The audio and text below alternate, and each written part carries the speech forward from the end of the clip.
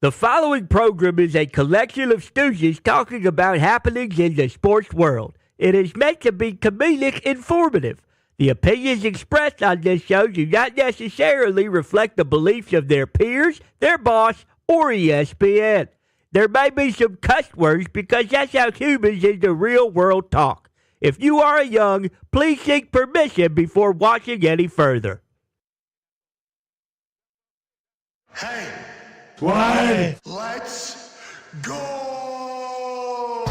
This show stinks, and the fact that you listen, we are very, very thankful for. Ah! The all-time leading tackler for the Green Bay Packers, You pig! Stop! Damn it! Be a friend, tell a friend something nice could change their life. Sport!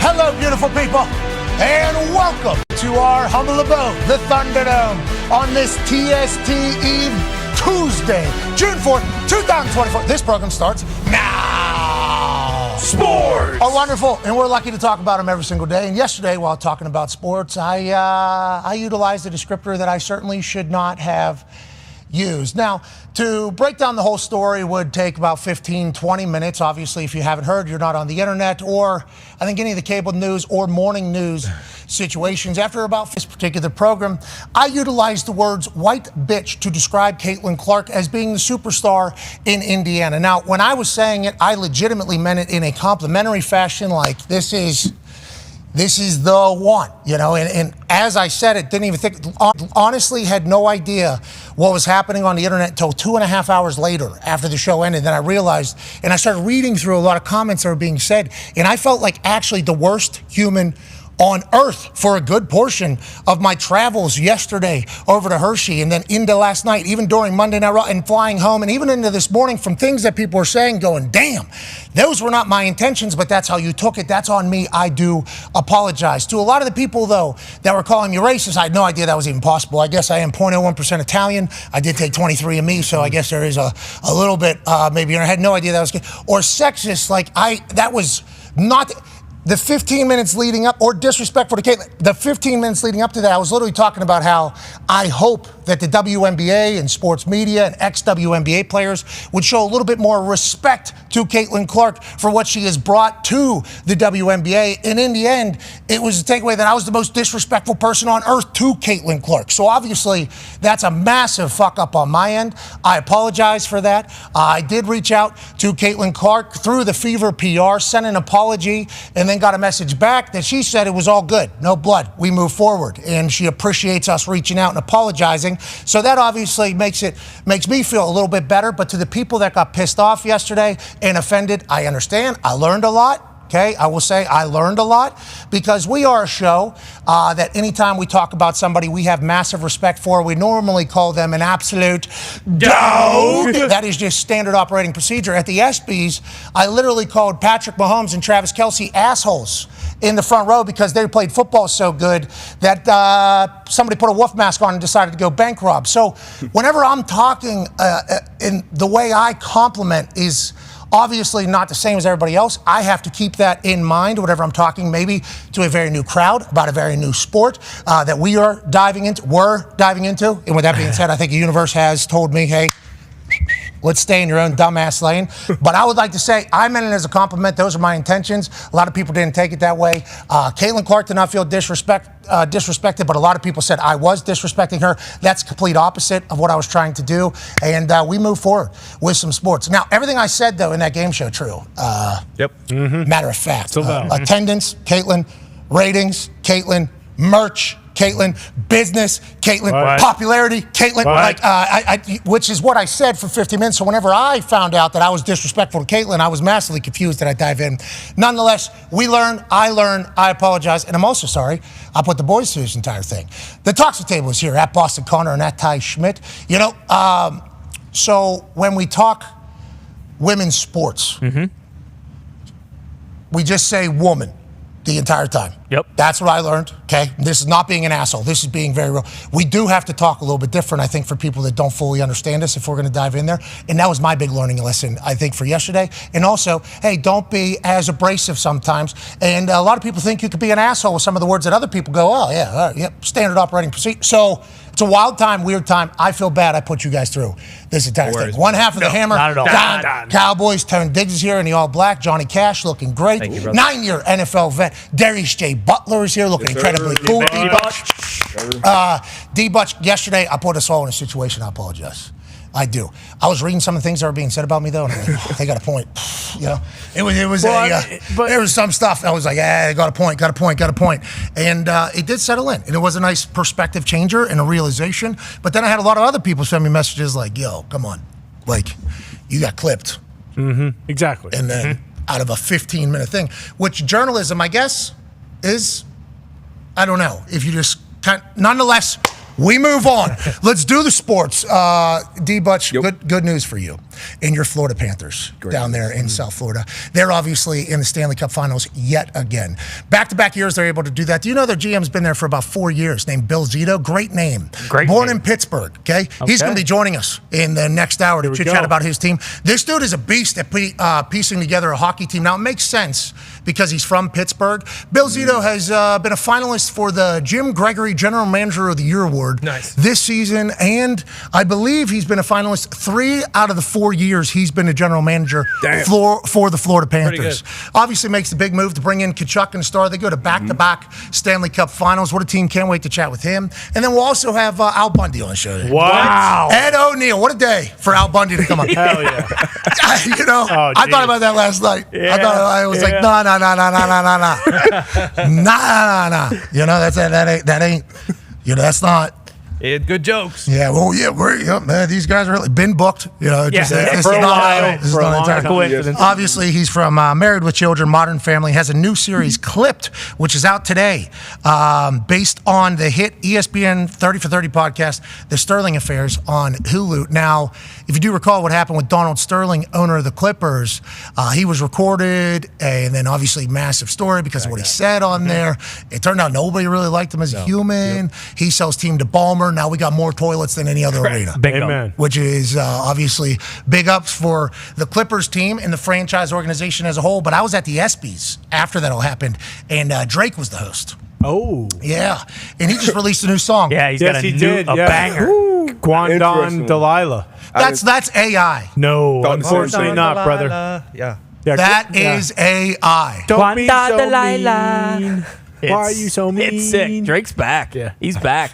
Not like he ever left, but he's back. This is...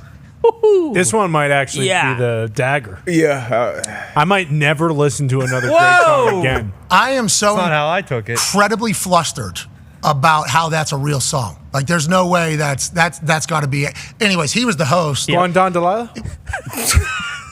So I know that original, hey there, Delilah, was it like in New York City? You look so pretty, as you do. Yeah, I know that song. Exactly. Banger. Yeah, so that time. And that was just random white, wearing a T-shirt and a guitar. Plain white tees, baby. Dude was like busking pretty much. Yeah. Just like kind of home run. Yeah. Oh, yeah. Absolute banger. Yeah. And now Drake said, I'm going to remix that 2024, fresh off a battle with Kendrick Lamar. I don't think it's real. Anyways, he was hosting ESPYs, and he sang a song called Sterling Never Loved Us. And, it was not a good night to be white in that particular theater and arena, you know, because Sterling said some terrible, terrible, terrible things. And then anytime somebody in that position of power, in that position of profession, comes out that, hey, this is the real human being, you obviously have to start questioning everything. And I think the NBA is obviously much better past it, but I'm excited to hear how Al Bundy's story and portrayal of this thing goes on Hulu. It should be a good story. Oh, yeah, incredible. Altered the entire sports world. The trailer For was sure. awesome, too. I've not seen the trailer. Looked like they casted it well. Yeah, it's already getting like reviews. rave reviews saying that like because it's a lot of people are comparing it to the Showtime show, but it's only 6 episodes and like what they're diving into is it's getting like universal praise. Available on Hulu. Shout to Hulu doing it because we thought Hulu was going to be in trouble with YouTube TV. Yeah, getting a Sunday ticket. Their shows though. I still do the Hulu. They're going. I still do the Hulu. It's not. They terrible. do make good shows. Yeah, these type of shows are awesome. Shogun, too. The Bear, this. They're doing the shows well. Yeah, very well. But like hearing more so about this stuff, because honestly, personally, all I know about Dahn Sterling is that he's just a racist scumbag. I feel like I don't know billionaire. I think. Yeah, billionaire. Like I don't know the intricacies of everything that went on. And like Winning Time kind of started it with the whole Magic story and Larry and Red Auerbach. Like if they continue to do these, it's going to be unbelievable to hear some of this stuff. Okay, let's start talking about some of the NFL news happening. Can't wait to chat with Ed O'Neill here in about 10 minutes or so. There are 10 mandatory mini camps starting around the NFL. Here in Indianapolis, there's obviously one of them. The Lions are started as well. The Bears, Caleb Williams and the boys, obviously, mandatory mini camp, which is an extended version of the OTAs, but maybe a little bit more dialed in. You actually will see some teams get rid of one day of mandatory mini camp because the attendance throughout all of OTAs has been so good. Yep. We actually canceled our last mandatory mini camp. Chuck Pagano, I think his first year, and that was because we had 99% attendance throughout all of OTAs and off-season conditioning phase 1, 2, and 3, except for one guy. What up, Woe? And when Woe got there, Woe couldn't do anything anyways because he was 275 pounds, with 0% muscle. So Chuck actually said, we don't even need the last day. We've already done all this. There's a chance that is what takes place throughout mandatory mini camps. It is good work. It's like kind of the last time you really get together before you have to do it real. But it certainly is a place for people to take a stand, like C.D. Lamb, who is currently not at the Dallas Cowboys mandatory minicamp. Mandatory, obviously, that first word is a pretty important one there.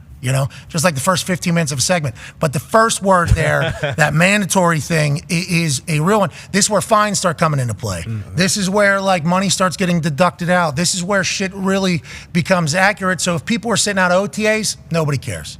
Sitting out an off-season conditioning program, nobody cares. You sit out a mandatory minicamp, it's like, okay, this is a real deal here. CD just sees the money going around to the wide receivers and saying, wait a second, when's this happening for me, D-Butch? Yeah, I don't blame him. And obviously he wants his bag. I think Schefter said he doesn't anticipate his deal being that close to Jefferson. That's on me. But I do. I think it'll definitely be right in that ballpark when he gets his deal done. But I'm excited to see it done. He deserves it. He's the number one guy out there in Dallas. Obviously, you got to pay Dak. You got to pay Micah. Both of those guys probably going to reset their markets as well. So Cowboys are in an interesting spot right now. So Connor has an entire theory on the whole, do they have to pay everybody? And he, I don't know how long he's been cooking on it, but he certainly mentioned it this morning. And I think it's pretty real for a guy that just got the Medal of Honor from Croatia. Yeah, last night it just kind of hit me like, okay, because all these guys have been paid this offseason, like CD obviously deserves to be paid. We can all agree on that. And there's been, 5 different wide receivers get a lot of money. But if you're the Cowboys and you look at it from, a 4-year plan view here, Mike McCarthy's last year of his deal, right? Let's say they do the whole 12-5 and lose in the first round of the playoffs again. Probably you can assume Mike McCarthy's out.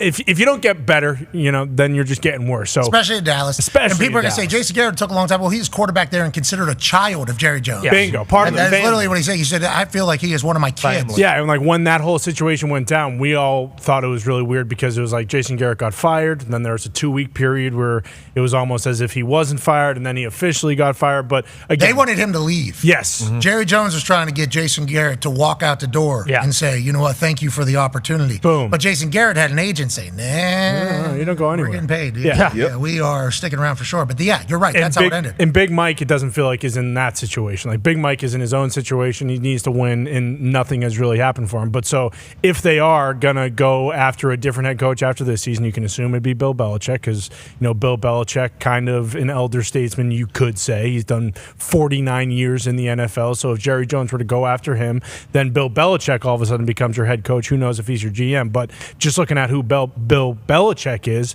does he pay quarterbacks? Does he pay wide receivers? No. So if who does he pay? Got to, he does pay defensive ends. Michael Parsons. Mike Michael Parsons is a part of the program, no matter who's coach, when's coach, how's coach. Bingo. And Bill has done that in New England. He paid Matthew Judon a bunch of money on day one of free agency a few years ago. He's done it before. Obviously, with the Chandler Jones contract, when it came to reset, he didn't. No offense to Quinn, but could you imagine Bill Belichick getting his hands on Michael Parsons? Oh, my God. That would be sweet. He had Julian Edelman doing cloud coverages and blitzing. Mm-hmm. Could you imagine what he would do? He had LT. Oh, yeah. That's who everybody's compared to pretty much. Well, in the middle of the pack, guys, think about what he's done for those guys like that have, went to New England, played unbelievable, and then, are regarded as different. Michael Parsons is one of the top 3 pass rushers in the entire NFL, so you would think, obviously, he would make him that number 1 defensive player of the year. You said he's going to have to? You're saying Bill, or in the future, no matter where he goes, you're talking about Dallas Cowboys? Yeah, we're talking about Michael. I'm saying you got to the quarterback position. I mean, Dak, I think the Cowboys took a little too long the first time they paid him. Then I think he got 40, and then obviously that deal looks great at this point. But I don't think he necessarily reset. I don't think he jumps Burrow or Herbert or those guys. But he's going to be in that ballpark. You can't. I mean, if you're Bill, you want to come in and have to draft the quarterback coming off an 11, 12-win season. Let's anticipate that in the a later half of the first round. Like, I don't think you want to do that as a 73-year-old head coach. So you want to have your quarterback in place. I think they're going to have to take care of Dak. CeeDee Lamb maybe is the question mark, maybe, but he's such a focal point of that offense. And then Micah, obviously, we know he's got to. CeeDee was first in catches last year. Mm-hmm. He was second in yards, third in touchdowns. Like, CeeDee's gonna get so good. But the conversation, Tat looks sweet. Thanks, brother. Tat looks very sweet. That's my first time seeing it. Got eyes on it. Thing's glistening right now. Yeah. Very Finally sweet. done. There you go. But you're talking about CD kind of gets glossed over because the conversation's always about the drama of the Dallas Cowboys. Yeah. Like, is Dak Prescott a guy? Mm-hmm. Mike McCarthy, is he on his way out? Jerry Jones, what's he doing? That's the whole conversation. It's like, this dude is the one making the plays for the Dallas Cowboys whenever. And he's obviously holding out during a mandatory minicamp. It's a big statement from CD and his team saying, we ain't doing shit until we get a deal together here, because if he goes to mandatory minicamp, gets hurt, what do we get? You're going to hold that over his head? Mm-hmm. Now, granted, there are some people that have done, like, hold-ins, where you show up to the building, but you're not going to really participate in any of the on-field stuff. We'll be in the meeting. We understand it's a mandatory minicamp. I'll come in, say what's up, do my thing.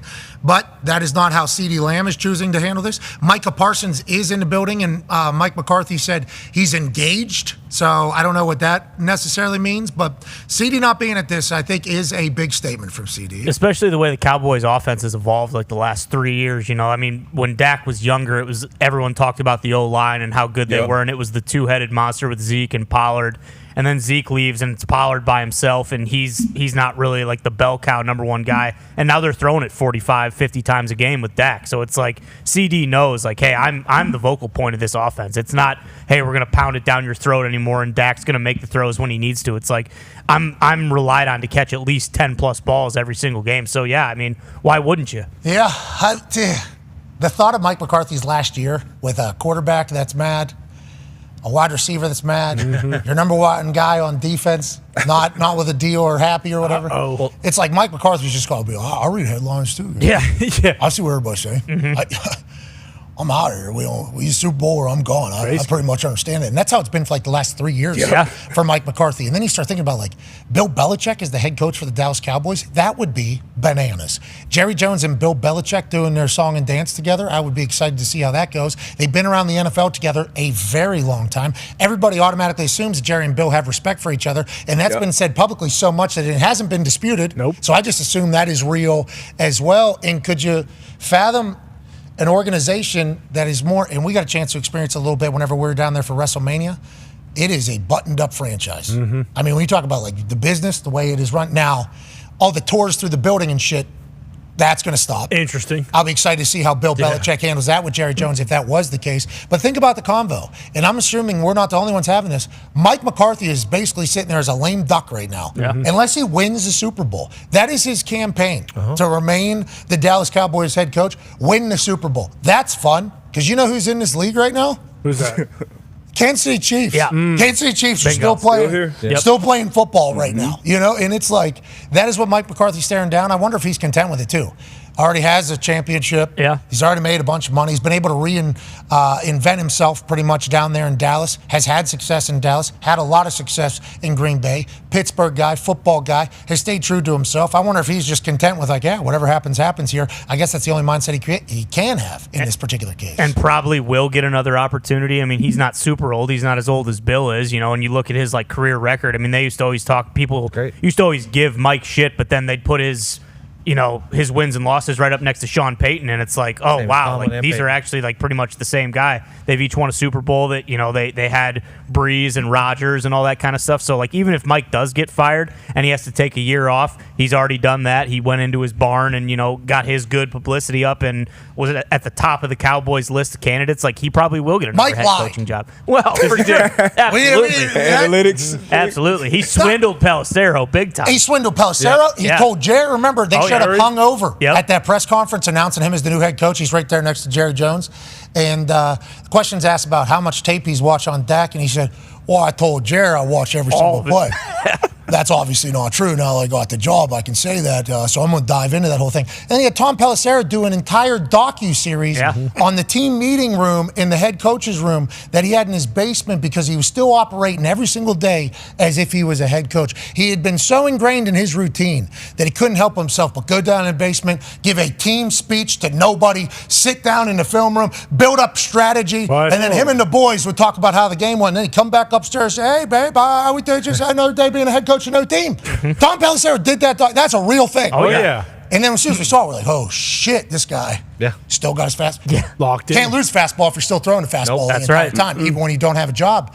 And then all of a sudden, he gets a head coach, and first thing he says is, I ain't watched shit of this. Yeah. It's like, all right, Mike. I love him. I'm a big Mike McCarthy fan. Need him in the league. But the pressure of being a Dallas Cowboys coach is a wild one, especially on the last year of your contract. He literally has to win a Lombardi. You remember how loud it was, when they lost that playoff game last year? And to Ty's point, he has basically the same exact record as Sean Payton and Mike Tomlin. Both, and all three of those have a Super Bowl. But if he goes 12-5 and doesn't go to the NFC Championship, he's done.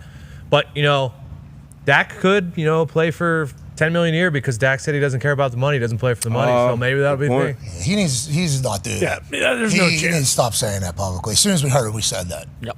And I'm happy his agent immediately afterwards said to Jerry, he doesn't mean that shit. Yeah. I'm the one doing the money talk here, not Dak.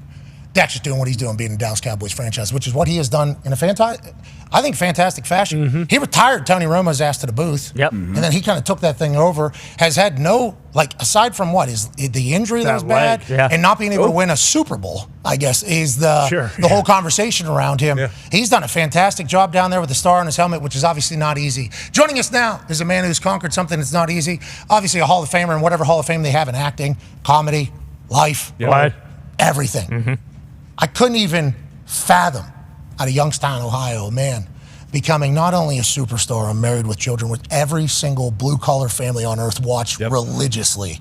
Can still sing the song. Can still sing the song to this day if I had to keep it moving. Then what does he do? Oh, Modern Family. Okay, what's that greatest sitcom of all time? Yep. Okay, we go from one to the other. Now, starring in a series on Hulu, The Sterling Affairs, about the story of called Clipped, about the Sterling Affairs, about Donald Sterling's end of his run as the Los Angeles Clippers owner. Ladies and gentlemen, legend Ed O'Neill. Ed, how you doing, pal? Hey, Pat. Good. I'm just hanging up a phone call here. I don't know who's calling me. Hang on. Hey, it's okay, Ed. Answer it if you want. You can do whatever you need to do. Hey, I'm on the phone, Jan. It's fine. Thank you. Jan. Okay, I'm on the phone with her. What am I talking about? Anyway, Pat, I love your show. I watch your show. I think you're doing great. I love the wife beater. Oh, we used to wear those when I was in high school. Yeah. That was a tank top ad. Okay. Oh, I know back in high school what you used to do back in high school. Hey, Polk High, what you used to do in high school back at Polk High. If I could do any of that, obviously that'd be legendary. I watch your shows too, so the fact that our show exists is obviously a big deal for us. We know you're a football guy who's gone on to absolutely crush it. Let's start with, married with children. How many times is that brought up in your life? And what are your thoughts on that as a whole? Because obviously that show, viewed through the lens of 2024, would be certainly something. That would certainly be something. But at the time, it felt like the entire country was watching that show. Is that an accurate depiction of that? And what are your thoughts on it? Not at first. When we started out, we were on stations, ex-religious stations, in the Ozark Mountains or something. The kind of station where you had to hold up the antenna wrapped in cellophane, to get a good picture. Yeah. But after about 3 years or so, it started to get more popular. Every year we thought we were going to be canceled, in the next round, but we kept going, and eventually we went 11 seasons, which, I couldn't believe it, but it was a great job. Before I forget, when I was a kid in Youngstown, I used to field punts, me and my best friend Alfie Fleming, for Paul McGuire. Oh, I know. Remember? Yeah, legend. Paul's from Youngstown. He lived right up the street from me, and he was like one of our idols, because he was a big-time football player. I think he led the nation in punting, and then later he went to the Buffalo Bills, and he was a linebacker punter for the Bills. And I think he led the NFL. I mean, he's got the longest punt. I don't know. Maybe you do now. But I think he might have started bobbleheads. I don't know if that's him or not. If there was another punter. Paul was a real character. I love. If you ever met him, you'd remember him. Okay, well, I can't wait to meet him one day. I was going to talk about your football. I was going to talk about your football run because obviously you were able to field punts. We've seen you throw the ball, poke high, and Married with Children. You're natural. You're Steelers. Obviously, chit chat about your time with the Steelers. Did you know you were going to get into acting while you're playing football? Were you locker room guy? That's why everybody was like, "Hey, this guy's got chops." No. I mean, I did it some in high school. I was recruited by a nun to do a couple plays, and I was recruited to be on her oratory team, which means on Saturdays you went to various high schools and you memorized a little story like out of Reader's Digest or something, and then you performed it in competition, mostly with girls. I was, mostly competing against girls who would roll their pencils down the desk while I was, trying to make a point. Or hiking their skirts up a little bit, while I was trying to make a point. Distracted doofus. Yeah, we get it. Yeah, that happens to us. Exactly. That happens to us. Yeah, literally. We're the that's dumb why I first learned about upstaging. Yeah. Yeah. Okay. So, do you still follow football? Are you still a football guy? I do, and I don't. I don't have a particular. Well, I like the Steelers. Obviously, I had I had a cup of coffee with the Steelers, is what I used to say. But I watch it. I don't think I watch the Super Bowl. I tune in the fourth quarter if it's close. Because, I've seen so many screen passes and draws. And, I just go for the result now. Same thing in basketball. I watch SportsCenter, get the highlights. That's smart play. I'll tell you, you need to watch. Hey, if you haven't had eyes on this Patrick Mahomes character, the way he plays the football with Travis Kelce, who I think is going to be dabbling into your world. I assume you two will be doing some sort of father-son thing. Oh, yeah. I know Travis. I did a little video for his birthday once for Eric Stone Street because, Eric was in Modern Family. He's a huge Kansas City fan from there.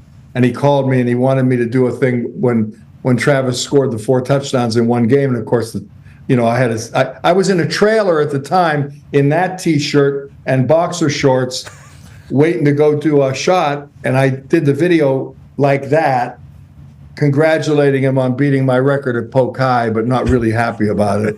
Yeah, and I said, I've come down a peg or two. I'm living in a trailer down by the river. All right, I enjoy that. I bet Travis was like, this is awesome. Yeah. Al Bundy just sent me a message in a tank top and boxers. Let's talk about Modern Family. Ed, when you read that script, do you think to yourself, these are the most genius writers of all time? It felt like every single line had a reason and a potential callback and obviously immense success. But when you read that script, do you think to yourself, wow, these are geniuses? Or how do you get involved with the show to begin with? Oh, that's what I thought. When I got the script, I've obviously read a lot of scripts in my time. But this one, when I read it, I had actually met with those guys a year before they wrote it and they pitched the idea to me. And would I want to get on board? And I said, no, I don't want to do another sitcom. And they said, well, would you read it when it's written? And they sent it to me a year later under a different title. And then when I read who wrote it, I thought, oh, that's those guys I met over at Fox. So I read it once, and then I read it again, and I thought, oh my God, I'm going to have to do this. I have to do it. So I called my manager, and he said, too late. They're out to Craig T. Nelson. And I said, okay, well, I told him I wasn't going to do a sitcom, so, I'll watch it. And then a week later, they came back, and my manager said he passed because it was only a pilot. So what happens with a guy like Craig, he wanted like 6 shows guaranteed, for like upfront money. And they said it's only a pilot. And he passed, figuring they'd come back to him, which is the normal thing. But the one guy wanted me for it. So they came to me, and I said, make the deal. It's going to be a hit. And my manager said, you're not the star. I said, no, it's an ensemble. I like that. It's interesting. He said, they're not going to pay your quote. I said, we'll get even later. This is a hit show. Hey. And I've been wrong before, but I was not wrong about that one. From the jump, I knew it was a hit. Good eye, Ed. Good eye. Now, I would like to just really quickly be football doofus here quickly.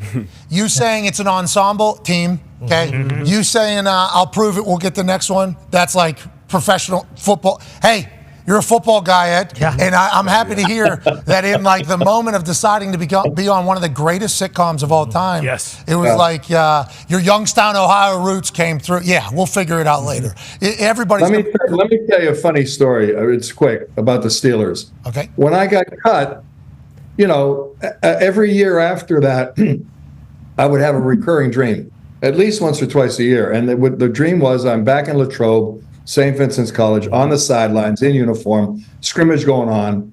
Assistant coach comes out and says, you're in the next series. I'd say, okay, coach. And that would basically be the dream. Every year. The only difference is every year I was the age I actually was. So this went on. And it ends with, you're in the next series. Go ahead, O'Neill. I said, hey, coach, do you know I'm 75 years old? He said, you'll be all right. You look fine. Go on in. I said, no, I don't think so. And I walked off the field. I never had the dream again. Oh, wow. Oh, so 75 is when it ended. Yeah. They finally got on there. It started at 23. That's a long time, Ed. That's a long time to dream. You're a football. I should have been seeing somebody about this, I think. No, I think this is a good thing. I think this is love. This is I think we found your card potentially from the era. You're not this guy in every dream. No, that's not me. Oh, no. You know who that is? That kid played for Penn State, and he was an outside linebacker for the Detroit Lions. What hell of a player. Same name. I used to get guys come up to me and say, you look like him. You're O'Neill, right? I'd say, yeah. He said, you played pro football. I said, for a minute. And they said, oh, no, you were great. You were. I said, what are you talking about? I said, Penn State. I said, no, man. That's another Ed O'Neill.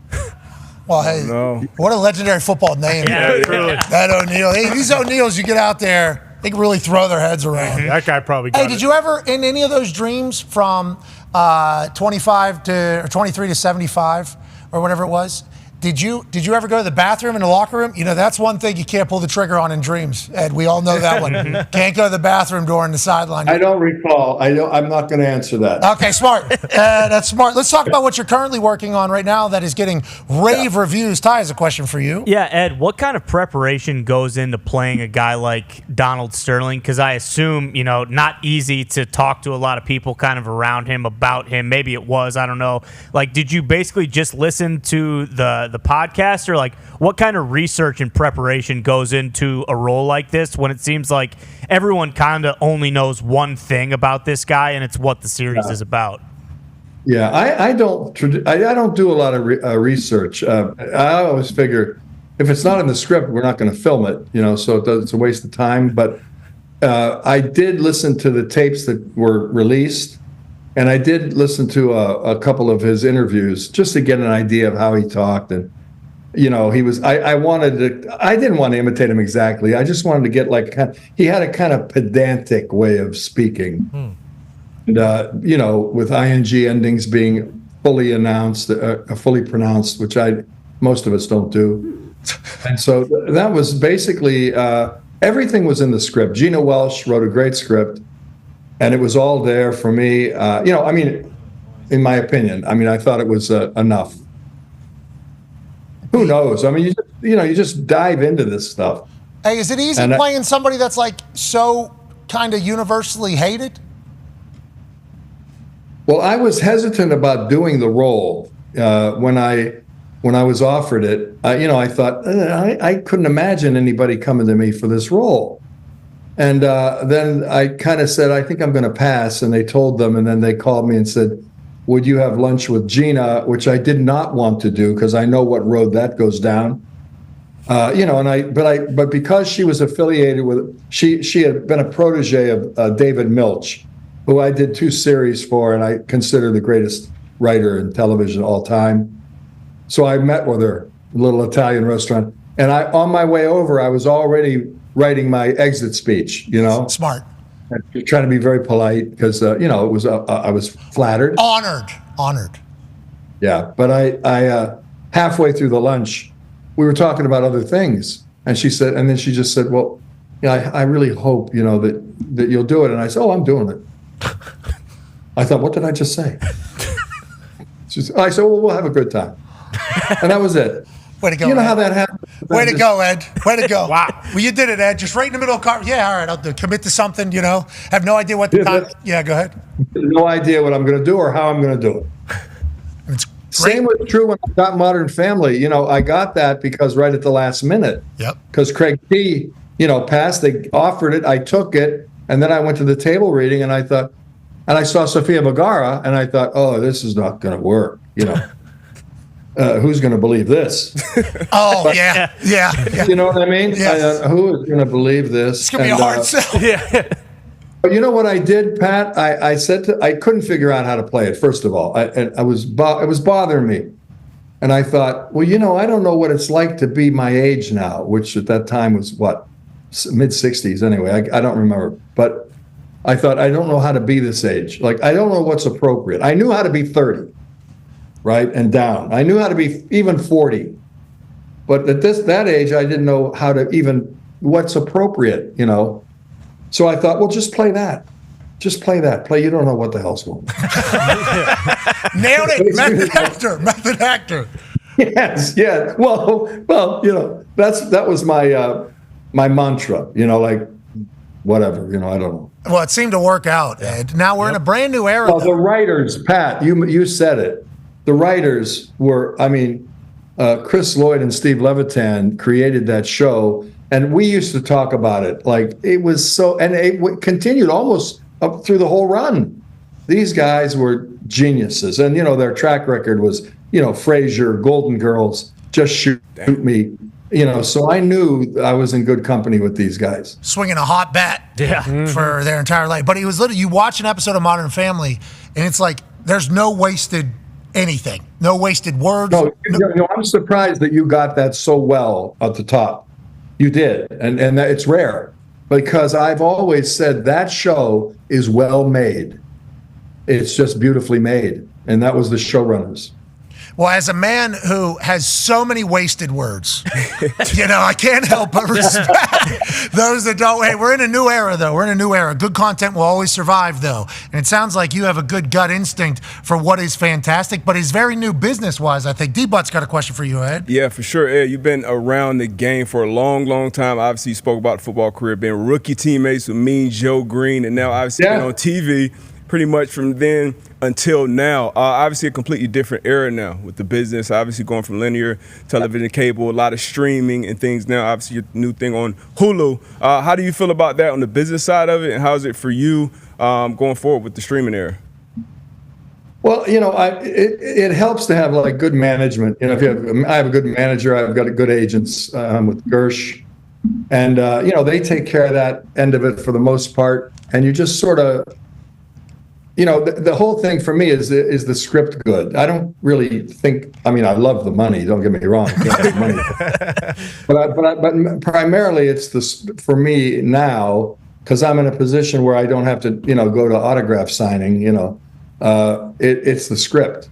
So if the script, if you like the script, then you go from there. Tone has a question for you. Yeah, and obviously, so you were a player. You acted as a coach as Kevin O'Shea in one of my favorite roles of all time. Yep. And now you're playing an owner. Do you have a favorite role, player, coach, owner, as far as on the big screen? You mean that I've seen or that you've been in? That you've done. No, I mean I liked Little Giants. I thought I liked that movie. I thought it was. It was nice. It was kind of, I liked the relationship with the little girl and Icebox. I liked the cast. Yeah, Iceberg. Yeah, Box. Jesus, Ed, come on, that's our childhood, bro. Come on. That's right. Also a good name. So no, that was fun. All these things are just like little stepping stones, milestones along the way. You remember them fondly. And Rick Moranis, played my little brother, and Rick is a wonderful guy. And so it's a lot of memories. Mostly it's memories about who you're working with and how much fun you had. Like I did, that's where I met John Madden. I met John through Little Giants because he was in a cameo on the bus that was trying to find the Hall of Fame, and they got lost trying to find Canton, and they ended up in the Midwest where we were. And, it was just cute. And I got to be very good friends with his son Mike later through hapstance kind of thing. And when I did a thing called Timeline, that show Timeline, it's an hour, it's like a little documentary thing. I don't know if it was ABC. Ed. But it was about Peyton Manning's comeback after the neck surgery, and I narrated it. What? And it was a terrific piece. Yeah, it was great. If you haven't seen it, you got to see it. Yeah, it's great. Sounds like I should. Yeah, Al Bundy is voicing over Peyton Manning. And Dahn had watched it, and I got a call from Mike, and he said, my dad called me and sent me this timeline that you did. I mean, it was just beautifully written. I narrated it, and he said it's one of the best things I ever saw on pro football. And I'll tell you, it's a funny thing about it. I really have not missed playing football much. Ever. That's a long story, but when I was narrating it, there was a piece near the end where Peyton is on the field at twilight, and they're doing that kind of little down the field mock game, with the Mike linebackers, and he's calling out the Omaha stuff, and he's got the kid from the Patriots that they traded for, the slot receiver. Welker. I forget his name. Great guy. Like Edelman took his place. Welker. Yeah, Wes Walker, and he's going down, and the piece was, this is the best thing. He's the happiest he could be, right at this time in his life. And when I was doing it, I actually had to fight back emotion. It came at me, the memories of playing with your friends and from the childhood up. I thought, oh my God, I'm going to start crying, and I didn't. I held it, but it was really a strong emotion. Before the business got involved, when you're just playing football as a kid, that's the sport. Out there with your buddies, Yeah, we have a great sport. The business does get in the way, which we're in the middle of right now with OTAs. There's people missing, and conversations and contracts. There's so much, bullshit around the NFL, but the sport itself is so pure. I'm happy to hear that. Show's called Timeline, you said? Timeline. It's Peyton Manning's comeback after his neck surgery. Can't wait to try to watch it and find it. They won the Super Bowl that year. And he broke a record for, and he was cut by the Colts, which the team I was on. Yeah, we get it, Ed.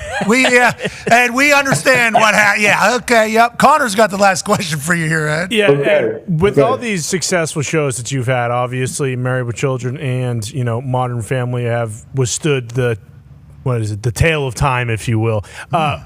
When shows try and get remade, Jesus, and people reach out to you, or you see other people getting asked for roles similar to that of Modern Family or Married with Children, is that something that kind of like pisses you off or pisses other type of actors off, or is it more so one of those things like, oh, okay, you think it's that easy to make a show this good that withstands 10 plus years of seasons? Is that something that kind of gets to you, or do you not even consider anything like that?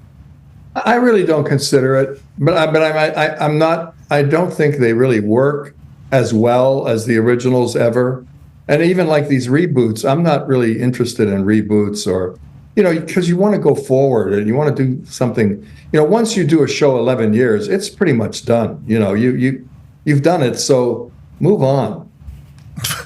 Hell yeah. Amen, Ed. I love everything about it. We'll continue to do that, and we can't wait to watch Clipped on Hulu, available now. How many episodes? It's 6. 6 episodes. And I think, it's 6 episodes, 6 1 hours. Or full hour, or like 52 minutes, 53 minutes? I don't know. But I can tell you, I worked harder promoting this thing than I did shooting it. FX is into promotion. Are we the last one? Are we the last show you have to do? No, almost. I got Rich Eisen, Tell him who's a friend. We love Rich. Show several times. We love Rich. Yeah, and then I'm doing Edelman's podcast tomorrow, Julian's. Games with Names. He went to Kent State, and my sisters went there. I live right down the road. Go Golden Flashes. I was committed there, and then I ended up at West Virginia. Had a great night at Kent State, though. Oh, that's right. You went to West Virginia. Sam Huff. Legend. Absolutely. Oh, by the way, I played against West Virginia when I was a freshman at OU. I went to Ohio University. Then I went to Youngstown State. I played for both schools.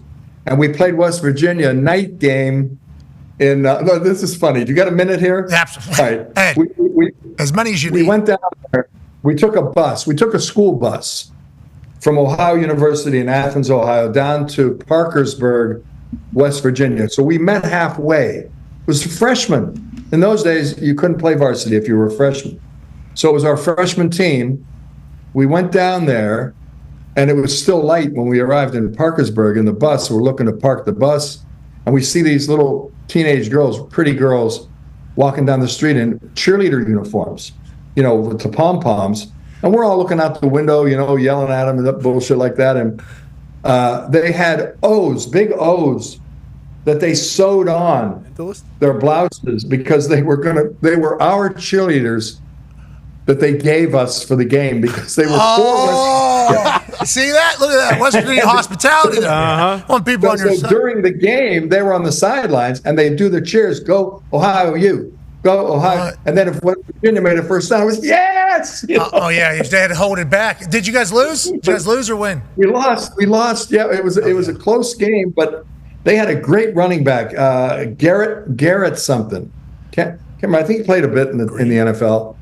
He was a train. He was a tough guy. Yeah. Got a lot of those. So are you, pal. You're an absolute wagon. Anything you do, we'll watch, except for Timeline, I guess. I didn't even know that existed, but I'm going to watch that. Mm-hmm. There's a lot of people in the Timeline saying we maybe need a Little Giants 2, even though you hate remakes. That might be a good time for this entire thing. We appreciate the hell out of you. Good luck on Rich's show. Tell him we said what's up.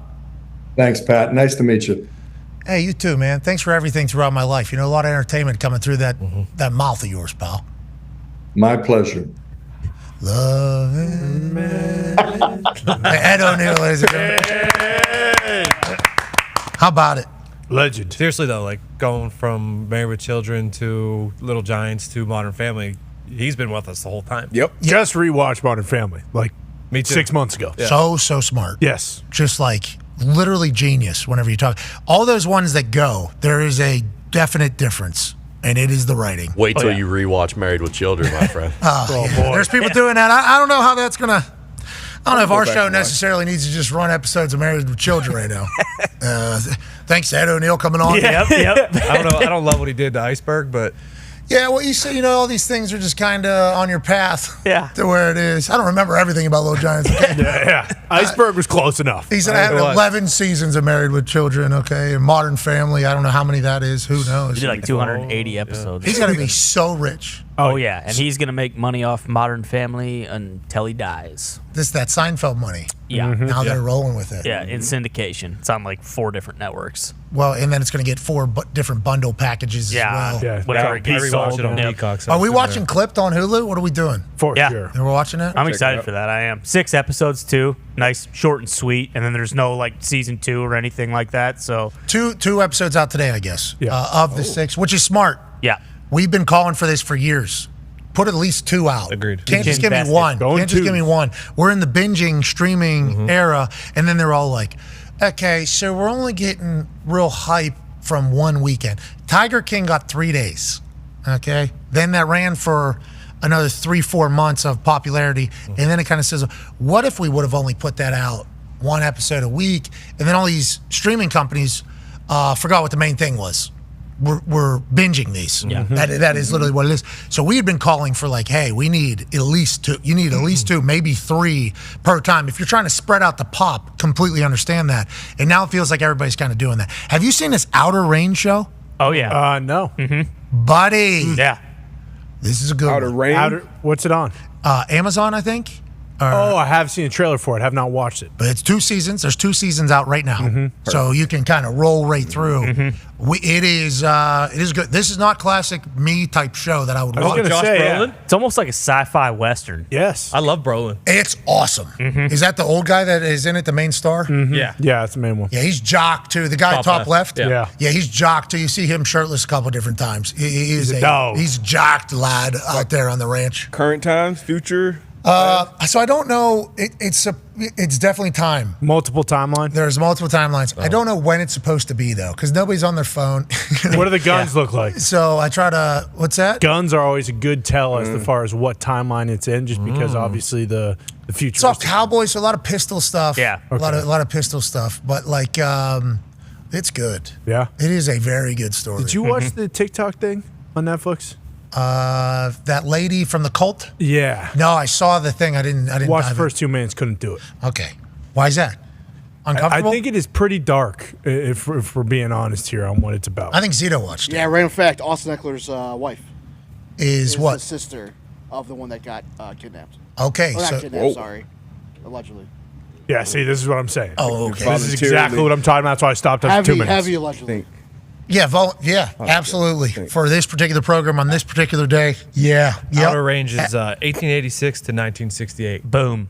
Okay, so it is back in. Wow. Yeah, nobody's on their phone or anything like that. I mean, it clearly. But they're not dressed like that year. Like the clothes, Are a little more modern. yeah, doesn't feel like that. See, this is what's interesting about these shows. You never know if they're just going to mix in, you know? But then there's a whole actual Yeah, huge hole. hole. Yeah. That's what I was just seeing from that Hole's a post. big deal. I was gonna say a pretty central piece to the. The hole is the star of the show. You actually get through some of the episodes going, when are you going back to the hole? Really? Yeah. When's the hole making another appearance? Okay, In okay. the Bottomless. Well, I don't know. I don't know if that's what the preview's telling you. You got to do what you got to do. There's some baseball news coming out. And obviously, anytime we talk baseball, it's about something that isn't the actual sport of baseball. Now, other than Paul Skeens and Jones, who are the Hundo boys in Pittsburgh, who are throwing absolute darts to catchers, normally baseball topic of conversation is something that doesn't involve balls or bats. Nope. Or even throwing at all. Normally, it's the bullshit around it. This one, oh, buddy, It's a big one, especially with what took place with Ippei Mitsuhara, the translator of Shohei Ohtani, and the mention that there's like 5 other baseball guys being investigated for the same thing. There is an infielder for the Padres named Tucupita Marsano. Nailed it. Hell yeah. Let's go. In my head, you nailed it. Hell yeah. He's been banned from baseball. See ya. Gone. Pete Rose. According to MLB, Marsano only won only 4.3% of the 231 MLB-related bets that he placed. He also was on the Pittsburgh Pirates roster, and he bet 25 times on Pirate games and lost all 25 bets that he had on the Pirates. So not only is he a baseball player gambling on MLB, which is obviously a no-no to begin with, he was gambling on the teams in which he was on, and he was not winning at all. So this guy sucks at gambling, and he also sucks at keeping a job as a professional athlete. This dude's been banned. They're saying they're investigating others. This is going to be a thing that's going to take place here in the middle of this transition from sports gambling very much existing, but not being legal, kind of having to catch a book or somebody get caught up with some money and then get traced and tracked through different notes and penmanship and bank records, which is what happened to Pete Rose back in the day. Now it's all digitally tracked with the legalization of sports gambling. Now that's good news for people to not get in over their skis, you know, because if it's getting tracked, they can monitor, they can keep you down. But it's terrible for these athletes that are trying to gamble on the sport in which they play, which they should not be doing anyways, because you're going to ruin the credibility of sport. You can do this when you're retired, but it feels like some guys just can't can't get away from it. And obviously, this is happening in baseball. Yeah, it's tough. I mean, I hate to see a guy banned for life, but when something like this is something you probably deserve. I think it happened with Porter in the NBA. Like you get, and I kind of do like the part where they always put out their bets, how much they won, how much they lost. Very it's good, kind of Fade these things. Yeah, man. But these leagues, man, they know you don't want to mess with the integrity of the game. That was something that they always preached to us, even before it was legal or all these sports books were really around. And a lot of us, I know at least me, I don't think I knew the line of probably any game I actually was playing in, especially the early part of my career. But this is something that we're gonna keep dealing with these leagues, with these players. But players, man, just wait.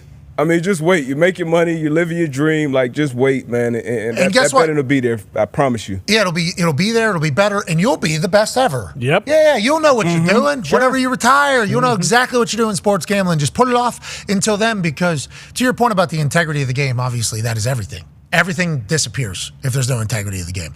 If everything becomes the Harlem Globetrotters versus the Washington General, which is what people will think if they're betting against their own team and betting for their own team, and this will work, they're in this thing together. Everything goes. Sports media, sports gambling, sports teams, sports leagues, it's all gone.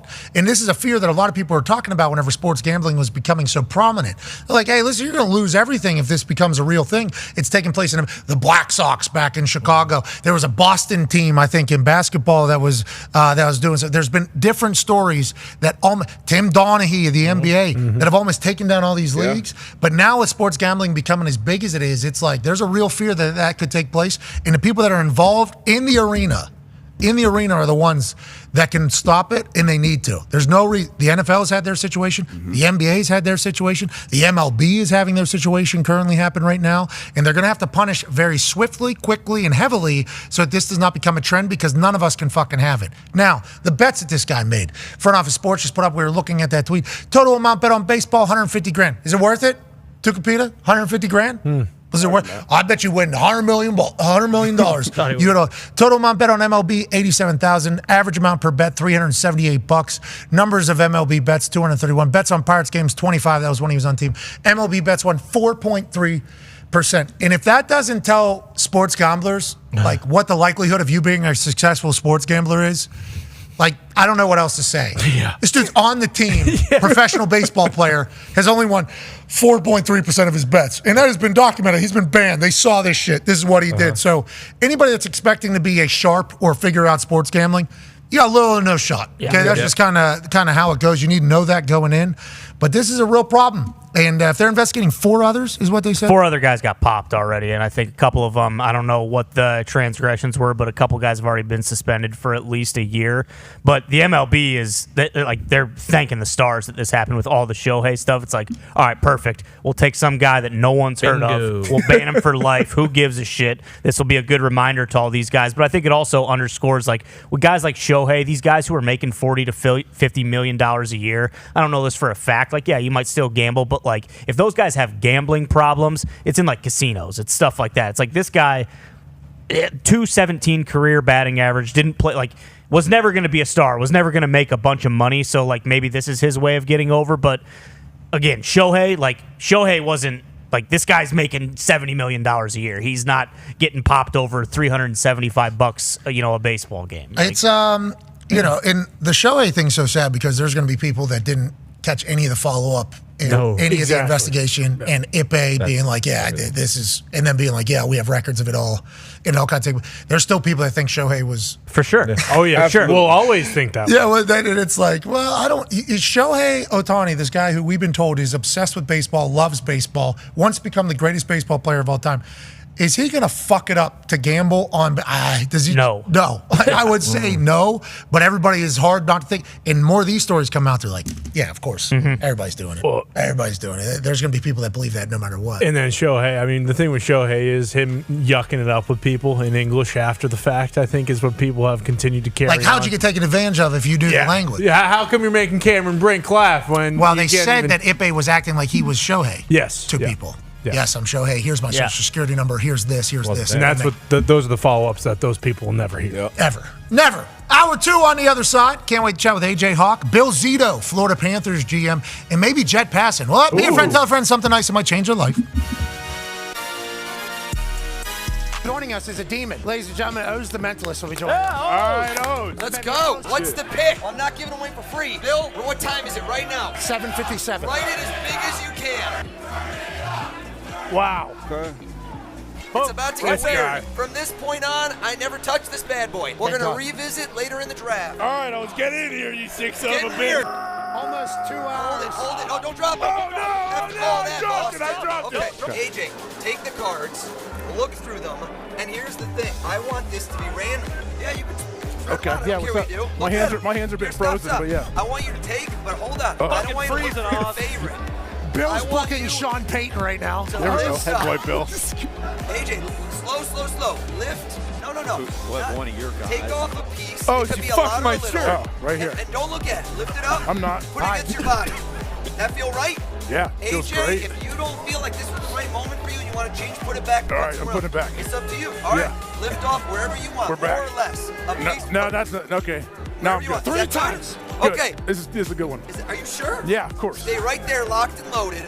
Oh, you fucked up my shirt, That's bro. okay. And there is a white piece of paper. Yep. Is that right? That's all that's in there. Take that out. I want you to see this. Look, AJ, open it up. No fucking way. No And way. show us and show AJ what you got. What is that? Show us.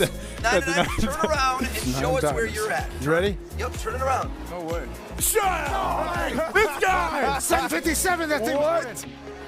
That's been in there since 7:57. Imagine that you somehow know the game of the year next season. Tell us, what are the two teams that you're seeing in this game? Say it. Packers and 49ers. Who do you think's going to win that game? Packers 34, Niners 27. Tell me on your life. Did I tell you to say anything? Did I You say did it, and I swear to God, if you get this right, I'm gonna rip your fucking head off. Tell him the game of the year. Oh my Read God. Read it to him, please. Come on, bro. Read him to him. Packers beat the 49ers 34-27. Remember this screen grab when it happens this season. Open up what's been in there since 7:57. Come on, dude. There's something wrong with you. Open it up. It says Brock Bowers, 13th How? pick Raiders. Fuck this guy. No fucking way. This guy's a witch. Bears, Caleb Williams. 100% we knew it. Commanders, Jaden Daniels. No, don't you Patriots, Drake May. Cardinals, Marvin Harrison Jr. Chargers, Joe Walt. Giants, Malik Neighbors. Titans, J.C. Latham. Michael Penix Jr. Roma Dunze. Vikings from Traded Jets. with the Jets. What? J.J. McCarthy, Jets from Vikings. Olu Fashanu, Broncos, Bo Nixon in the 13th pick. Oh my God! Bowers to the Raiders. I'm so happy I'm not Oh, beautiful. Whoa. Taped on his chest since 7:57. Right now it is 9:50. You're a demon. The following program is a collection of stooges talking about happenings in the sports world. It is meant to be comedic informative. The opinions expressed on this show do not necessarily reflect the beliefs of their peers, their boss, or ESPN. There may be some cuss words because that's how humans in the real world talk. If you are young, please seek permission before watching any further. Hey. What? Let's go. This show stinks, and the fact that you listen, we are very, very thankful for. The all-time leading tackler for the Green Bay Packers. You pig! Damn it! Be a friend, tell a friend something nice could change their life.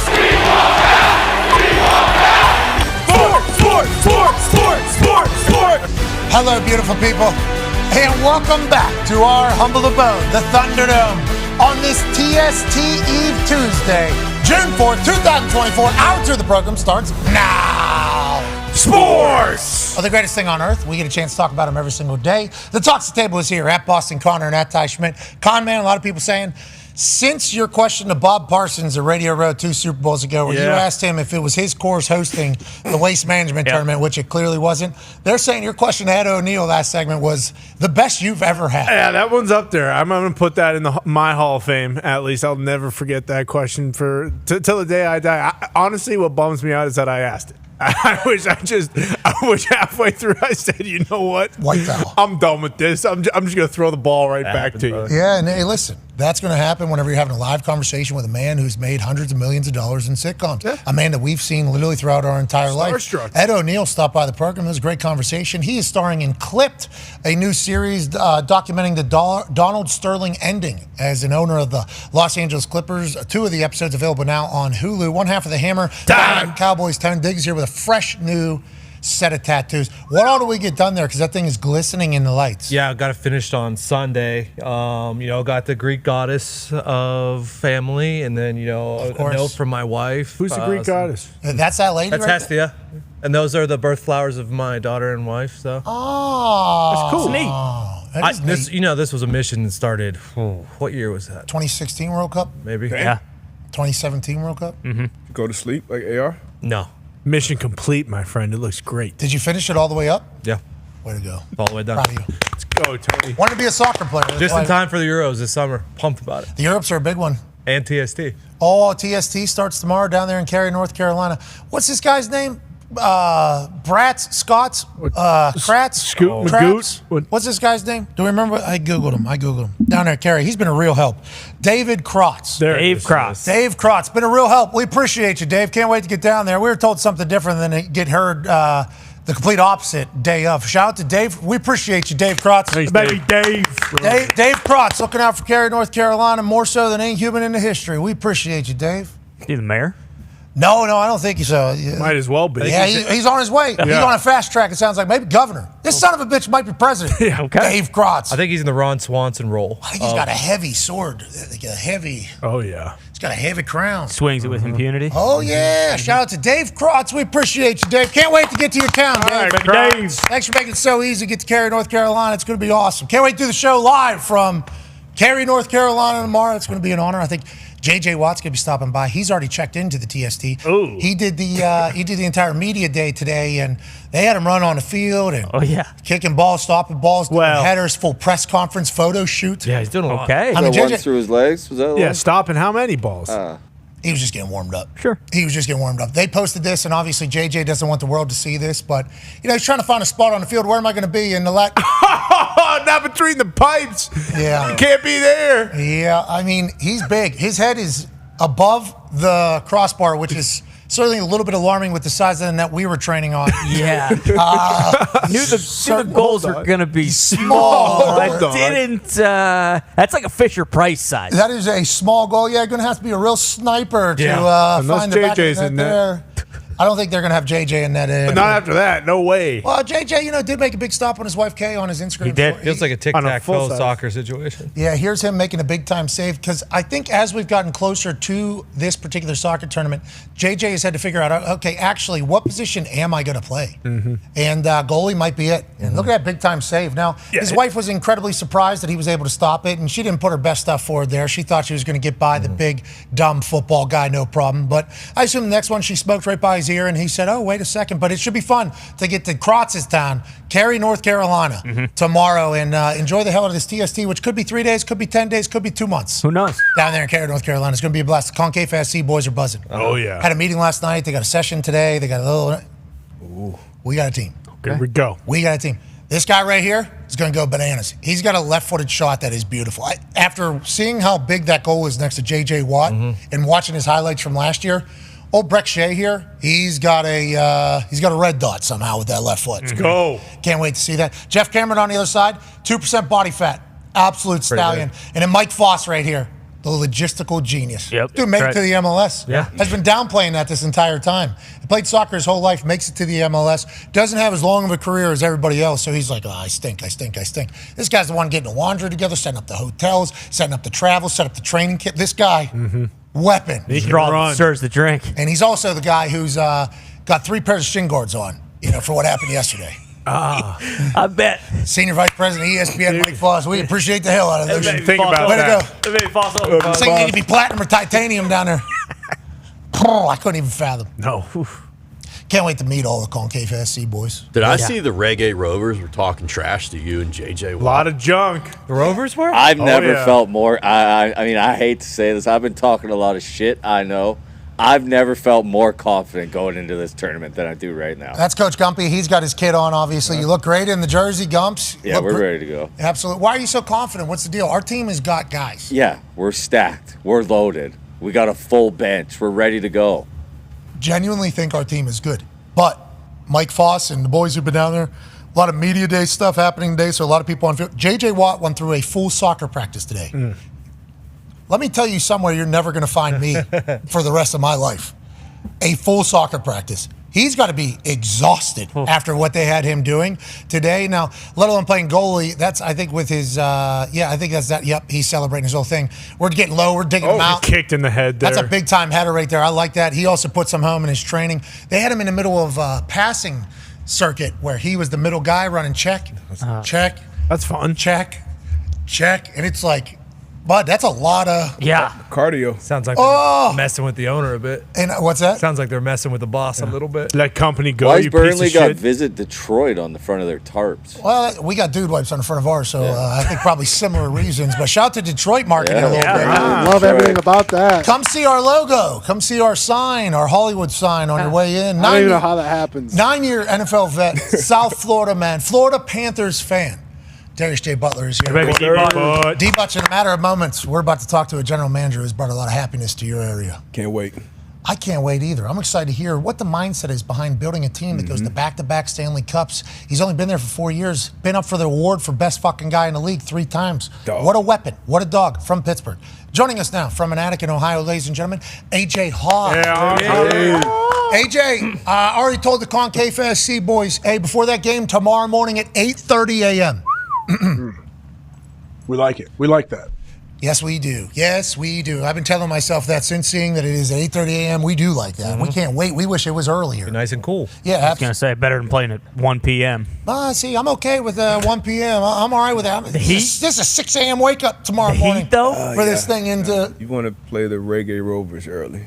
Oh. They're used to the heat and humidity. That's like South Florida. That's, Listen, for the good of the team, yes. I'm just talking about me as a human. Me as a human. I am an afternoon workout guy. Sure. I am no longer a morning workout guy. But I've been training early in the morning. Me and Gumpy been getting after it every morning, 8 a.m. We've been running sprints, so the body is obviously getting used to it. I'm doing no warm-up before the game. Before the game, there's going to be a whole organized warm-up or whatever. Don't do it. These soccer dudes run so much. You've never seen Secretariat stretch. You know the old lines and that's happening. It's true.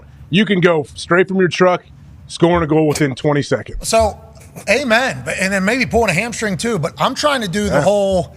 I'm going to get loose. I'm going to do my own. But they're going to have a full-on song and dance, and they're going to be trying to showcase how good a shape they're in, too. That's the first warm-up for the Concave SC boys. Yeah. So they're going to be out at the amount of peacocking and running on that field tomorrow morning. We need to maybe either show up later, act like we have an injury early, then we cure the injury right before game starts so I don't feel it. Nonetheless, can't wait to get to Krotz's Yes, sir. Cary, North Carolina. Shout out Dave Krotz, AJ. I tell you what, I don't know anything that's going on with this Dave Krotz situation, but it does not sound as positive as you're trying to make it. Well, I certainly said something yesterday that was not, taken the same way I meant it to be yesterday. This one, I think everybody's picking up what I'm laying down. Okay, good. Yeah, I think everybody's picking up what I'm laying down in this particular. Can't wait to do our show live from Cary, North Carolina tomorrow. They've made it so easy. That is That's right. And we were the ones that certainly asked to do this. So this is, we can't wait. We're honored.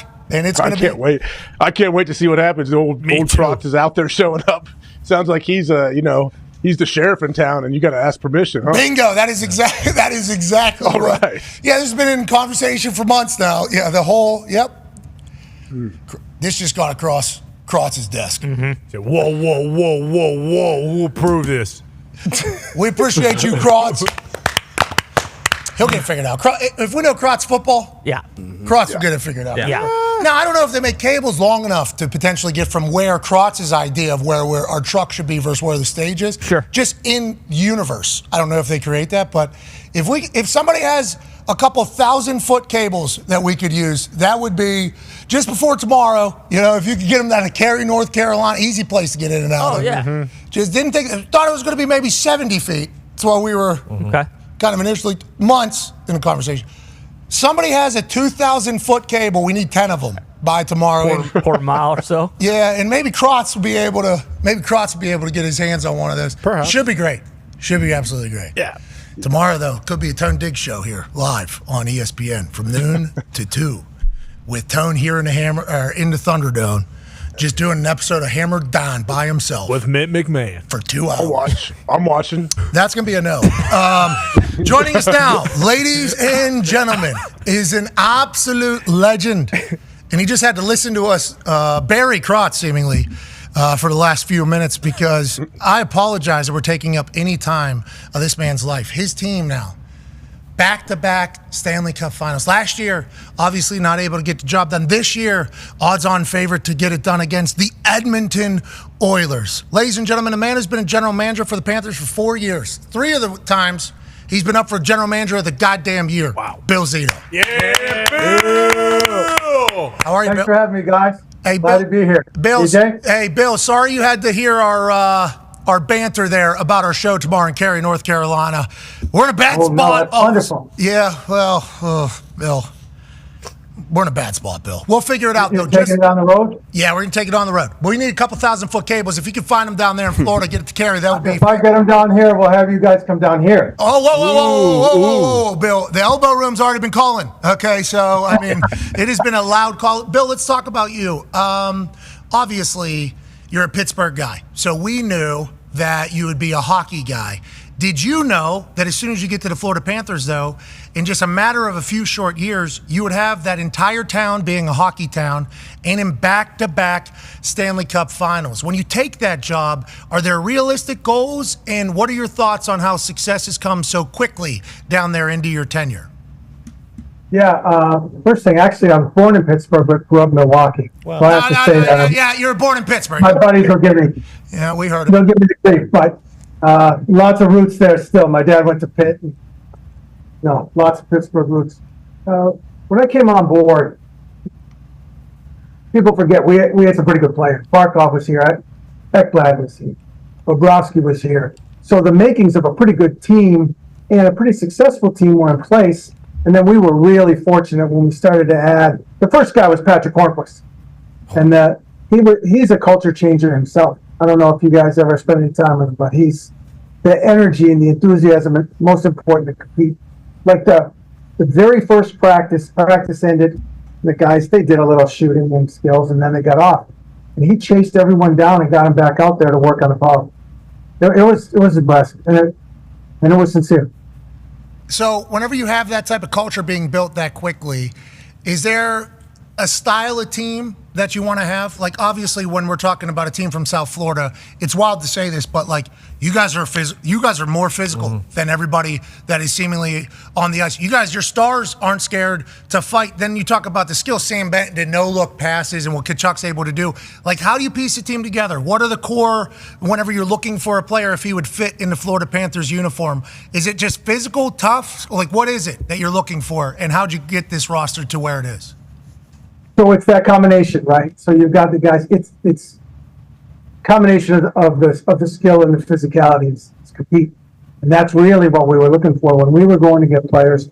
We wanted people who hated to lose, people who they have some extraordinary skill. They might have some other. It might be skating, it might be size, but whatever it is, they hate to lose and they want to come in, and they're willing to commit to the team. And that was really the blessing, and it came together.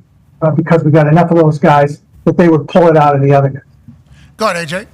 Bill, how do you I guess continue to have success over and over? We always talk about like continued success, and consistent success is really difficult, especially at the pro level. How do you continue that year after year? And are you already looking? You're not looking past the Stanley Cup Finals, but obviously you know you have a team to run. Like you're already like how far down the road are you guys already planning? Well, you know that the pro scouting side of things happens all year long. So evaluating players and all the what ifs. In fact, the pro scouts are coming in this weekend just to go through. We're going to have a short window whenever the season ends before the draft and free agency. So putting together all those what ifs and then having a plan in place for as much as we can moving forward. But it's pretty hard right now to focus on anything other than the series. When you see this team and you see how close you guys are, and you see the matchups, with Edmonton, vibes have to be incredibly high. Is there any talking to the team from you? Do you stay out of it? Are you saying, hey, we're close? Do you let Maurice do it? Like, what is your kind of day-to-day with the team itself? I'm around the team a lot and almost more social, more as a support end. Paul handles all the coaching. It's more just being around. What do you guys need? Everything okay? And then making sure I stay out of the way and don't mess it up. I love that. More people need to do that. Mm-hmm. Yeah, not that you don't have a big brain, but I think. Oh, but that's a real thing, right? You wanna help. You think, well, this could help, and then you say, well, probably a good idea. I'll roll with it. But it's okay. Leave it alone. Just shut up. Yeah, I enjoy, especially now with the run you guys are on. D-Butt, massive fan of the Panthers. Yeah, Bill, longtime South Florida resident. So I appreciate everything you guys been putting together down there and what you guys been doing. How's that experience been for you since coming into town with the fans and the engagements, I guess, from businesses and the fans down in South Florida supporting the Panthers in these last few years? Really special. I came in the middle of COVID. And then we had our first year. We did okay. We had a pretty good team. And the fans, the core fans, so many people come up to me. I've been a fan since day one, or this and that. And then you'd see them around, and they live and die for the team. It's a real. There's a real culture here amongst pretty considerable portion of the fans that really are hockey and Panther fans. It's awesome to see. The guys are getting more and more recognized now. I think, I know you had Matthew, and I think it's a lot more recognition for the real stars. And it's fun. It's special.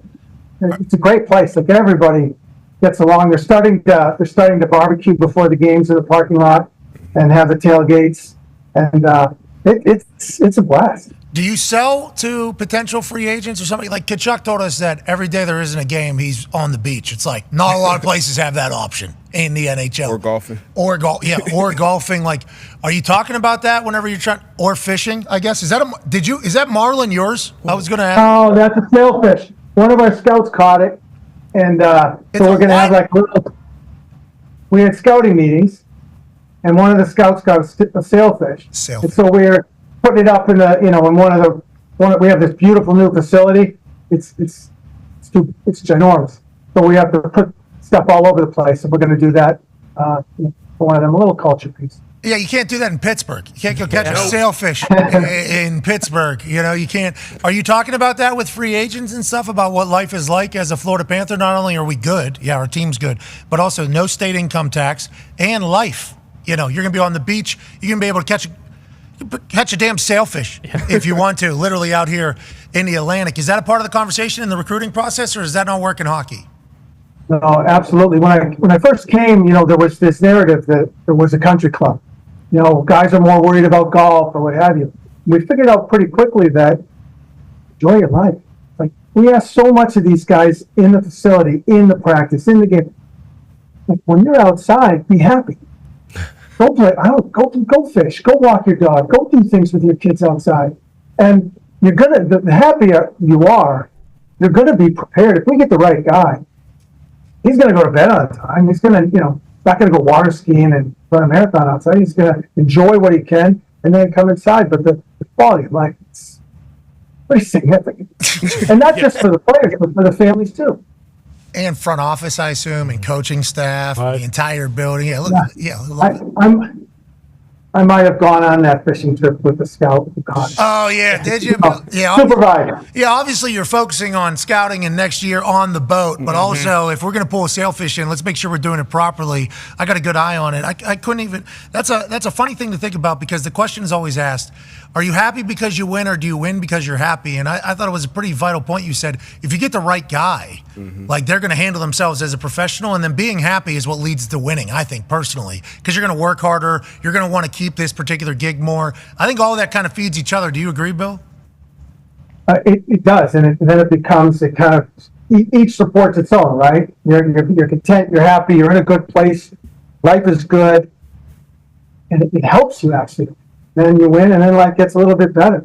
More money. We haven't won yet, so. Yeah, well, back-to-back Stanley Cup. There's only 2 teams left, both years, in the last 2 years, and your team has been one of them. So I would say success, but obviously, let's make sure we get to the Stanley Cup this year. Ty has a question for you. Bill, how do you balance being aggressive at the deadline when you have a Stanley Cup roster and you're kind of in that, hey, we got to buy, win now mode, while also not kind of upsetting the camaraderie and rapport that's already in a potential Stanley Cup champion locker room?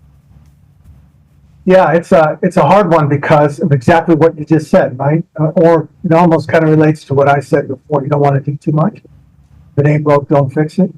But we were, in this instance, we were fortunate to have a little bit of a plan ahead of time to say, okay, how could we might be out there that we could get.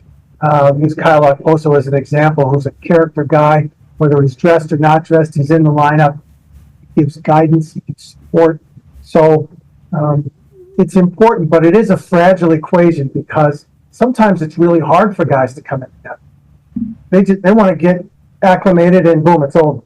So it's a little bit of luck too. Well, everything is a little bit of luck. Seems like it's going your way down in South Florida. Man's got a question for you. Yeah, Bill, before the Panthers clinched the Eastern Conference Finals, did you tell the team, like, hey, if any of you guys touch that trophy, you're off the team immediately? Or is that just something the team understood going into it, like, hey, we're going after Lord Stanley's. We don't care about this one at all?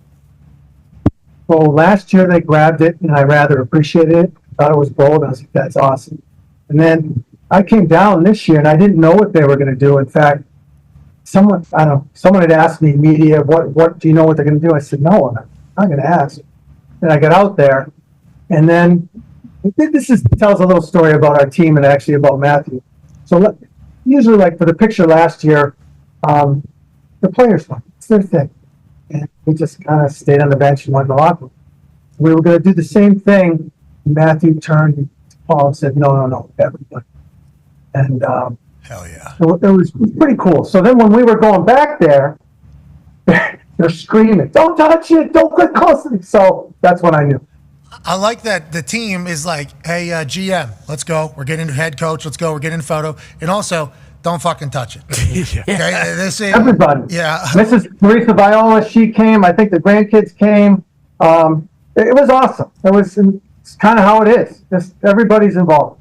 Chucky made sure Bob got up in the picture too, because I think last year he was kind of buried in the back a little bit. Made sure Bob got up front and center. Bill Daly saying, okay, none of us are touching it in a nice suit. Look at the team. Hey, let's go. The boys are tight. Boys are rallying. Last question here from AJ for you, Bill. Bill, can you talk a little bit about bringing Tkachuk in and what he's done, not only for, like, obviously on the ice with the boys, but also his family? I know Big Walt is around a lot. Like, what has that done, I guess, for the whole franchise? It's great, and you can tell just as a family how close they are, how much they love each other, how much they support each other. Big Walt's around a lot, and it's been not only an essay sort of for everybody on how to treat people but even Walt, like when he comes on the father's trip, and he's gracious and kind and patient with all the dads, and it's been wonderful, and that sort of characteristic of the whole family comes through Matthew and the way he does things. And like I just told you, he had the presence in the moment to say, no, everybody get in here. It's how he is. They want to include everybody and want to make sure that everybody has fun. And I think Matthew, like the way that happens with our group is now there's accountability that comes with it. We all want you to enjoy and have fun, but you also have to work as hard as we can. Work hard, play hard, 2 things that have to go together if you want to have success. Seemingly, you have found a group of guys that love both of those things. Congrats on building a great culture. Congrats on all the success, and good luck with this Stanley Cup run against Edmonton. Why don't you trade? Okay, just throwing some things in the sky here. Tkachuk to the Penguins. Oh, Pittsburgh Penguins. Trade him to the Pittsburgh Penguins. We'll take Bob as well. Sure. We'll take Bob as well. Reinhardt, maybe. Yeah, and then if you could do a 3-team trade, if we give McDavid over to the Penguins, that would help you right now. So just something to think about, Bill. If you want to send some players up to Pittsburgh, we'd be appreciative. Fair enough. Oh, Bill, you said earlier I'm Milwaukee. Are you holding good play? Milwaukee. I grew up in Milwaukee. Okay. All right. I was a bat boy for the Brewers growing. I'm all Milwaukee. That's not true. I grew up a Steelers fan, and I still think I have a Franco's Italian Army T-shirt in my attic. Okay, now we're talking Bill Zito. All right, I appreciate you. Ladies and gentlemen, the general manager for the Florida Panthers, Bill Zito. I do like that every GM that comes on, I try to tell them to trade the best player to the team that I want to cheer for. Who would you be if you didn't? It's journalism. True. So you giving up, though? Huh? Who you giving up? Who you giving up? Nobody. What are you talking? We can't give up anybody. Lloyd Domingue, maybe?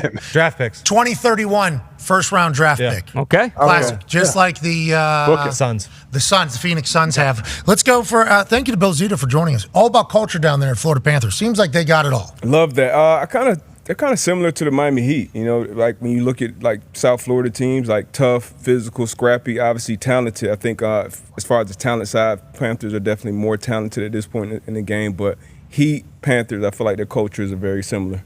Okay, we have some breaking news out of the NFL.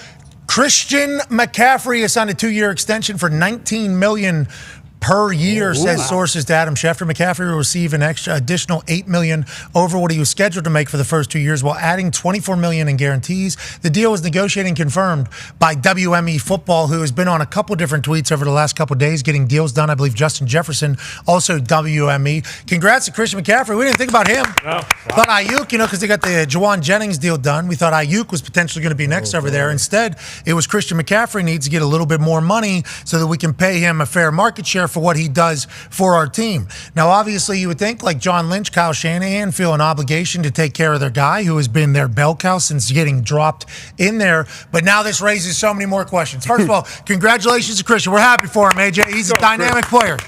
He's awesome. Love him. He is. But what do we do now, though? I mean, credit to them for getting out in front of it, I think, because we know how awesome Christian actually is. But they have a long list, man. This is why I do not envy GMs and what they have to do and how you have to kind of manipulate the roster and the salary cap. $8 million more per year, too. Just how's that happen? Does Christian McCaffrey's people come up and say, hey, just real quick, we need more money? Yeah. And Lynch is like, everybody needs more money. I need more. You should see what they're paying me. I'm not happy about it. Or is this John Lynch potentially looking at the market and going, hey, we view you as running back and wide receiver and weapon with what other people are. This is probably what you're due. And Brock Purdy is still on a rookie deal, so we're able to do this now as opposed to what's about to happen in the future.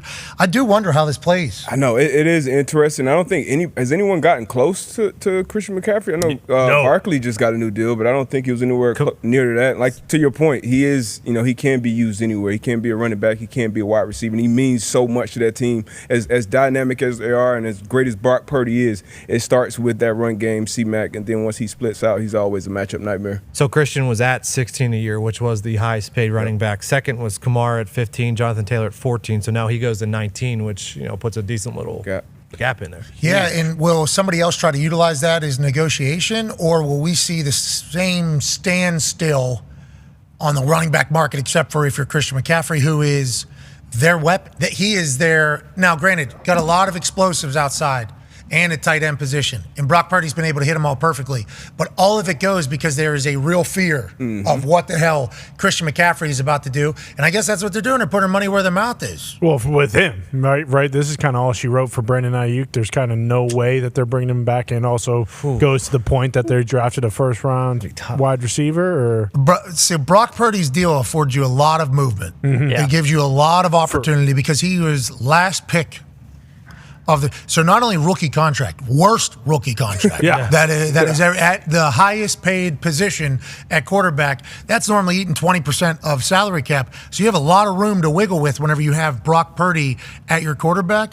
But they're going to have to do a lot of wiggling. I mean that is certainly a wiggle party about to take place in San Fran if they want to keep the same cast of characters around, maybe for another Super Bowl run after this year. Well, and if you just look at a guy like Ayuk in his situation, if there is any kind of negotiation, like after something like this happens, like you think he's happy. He's just like, if he's not getting exactly what he wants, like why wouldn't he just be like, no, like you're paying all these other guys. We're talking about, what you're going to give Purdy next year, who after all these guys get paid, he's probably going to be making over $50 million a year. It's just like, it seems like they've kind of already made their bed and they're okay with losing Ayuk. Hey, Ayuk, come to Indianapolis. New England. Come to Indianapolis. Most cap space. Indianapolis was allegedly one of the teams that did reach out to the Minnesota Vikings for Justin Jefferson via Adam Schefter somewhere. I don't know where he said it, but then they said no immediately, which is what Adam Schefter told us yesterday on a golf course course. He said a lot of teams reach out to the Minnesota Vikings about potentially trading Justin Jefferson, and those calls were shut down quickly. He elaborated somewhere that the Colts are on that list. That makes me feel good. I like that too. Yeah, that makes me feel really good. I like that was put out there. That was I don't know who put it out. I don't know how it got out, but Schefter said the Colts were involved. I'm pumped about it. That makes me feel. Let's talk about the quarterback or the wide receiver market now with Justin Jefferson. Everybody assumed Tyreek Hill is going to be the most pissed off because that guy, is potentially, if you're talking best wide receivers, especially young wide receivers who are getting paid right now, Tyreek Hill, Justin Jefferson are in the conversation. Devontae Adams, I very much understand. There's many other incredible wide receivers, including CeeDee Lamb and everything like that. But with Tyreek Hill is a little bit different. He's the one that kind of started this entire thing about the wide receiver market is what it is. Well, he is at OTAs, mandatory OTAs. Mike McDaniel said earlier, I just saw a smiling face out of Tyreek Hill, even though Drew Rosenhaus has come out and said that they are in the middle of conversations about what his deal could potentially look like. Maybe it's a Christian McCaffrey type situation where we renegotiate, extend, add a little bit of money to make sure you're in a spot where you feel compensated respectfully. And now Tyreek Hill is talking about the state of his quarterback, Tua. Here's a quote from this morning. I'm not going to lie, Joe Shad reports, when I saw Tua at the Pro Bowl, I was kind of scared. He was fat as shit. Is he taking Ozempic? Tyreek Hill questioned after noting that Tua looks great and is doing great. D-Butch, I'll ask you this question. Was there ever a worry that Tua was a little bit too comfortable? And what do you think Tyreek Hill is trying to say? He said it. He's playing his day. But I love Tyreek Hill. Ever since he came over to Miami, he spoke glowingly about Tua. And I think when you speak like this, even in the media, it shows that they have a great rapport, great relationship. I was a little alarmed at some pictures I saw from a Tua meet and greet from a couple of days ago. Unrecognizable, but as long as Tua shows up, I'm sure that deal will get done. A couple of days ago. Which way? What are we talking about? I mean, he was slim. He was clean as shit. You weren't saying he was a big fat. No. You were saying he was a big fatso. Yeah. So I think what Tyreek is saying, last year Pro Bowl he was fat as shit. Tyreek's word, and now he's in much better shape. So that's why he's questioning. And what Tyreek is doing here is talking shit while complimenting a person. Yep. Which can happen. Yeah, that is something that can happen, believe it or not. A photo of Tua has just popped up on the screen here to the right, I think, from Mr. Hey, hair's out, jawline strong. New sleeve? Tua's looking for a new deal, too, potentially in here. Let's go. This is Tua football, baby. He looks a little different without the facial hair. We got to see the meet and greet picture. They got to pay him, man. Aren't they? They're about to pay him, aren't they? Yeah, he's up. I mean, Tyreek's going to need a new deal. They let Wilkins just walk out of that building, which nobody's talking about. Him and Max Crosby being next to each other next year for the Raiders is absurd to think about.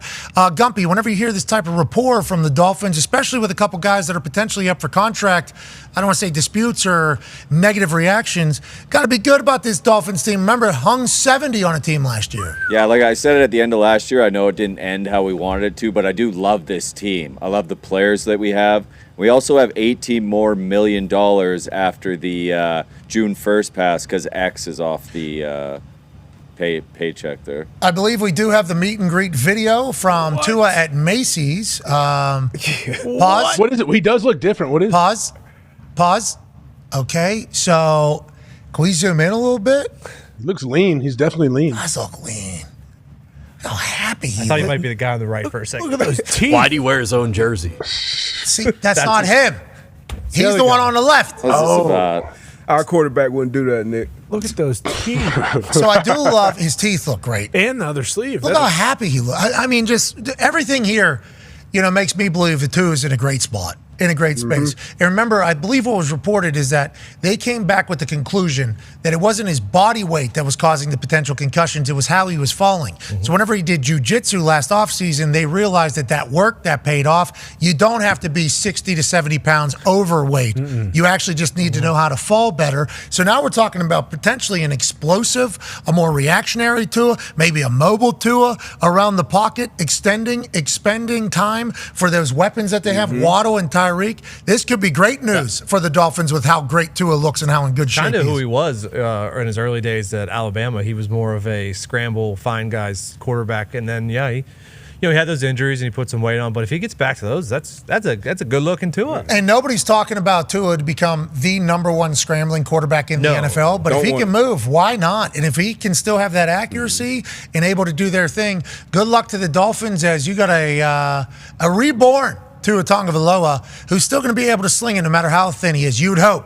I always thought if I lost my ass and I lost a bunch of weight, I wouldn't be able to kick a ball as far because that's more of a throwing. I think is a little different. I think he's still going to have the cannon. I assume he would still have the cannon. He might be the best version of himself that he's ever been, and that's certainly a worry for the rest of the NFL. What are they going to do on defense, though? You know, what are they going to do on defense is going to be ultimately the question. Let's talk about a scrambling quarterback.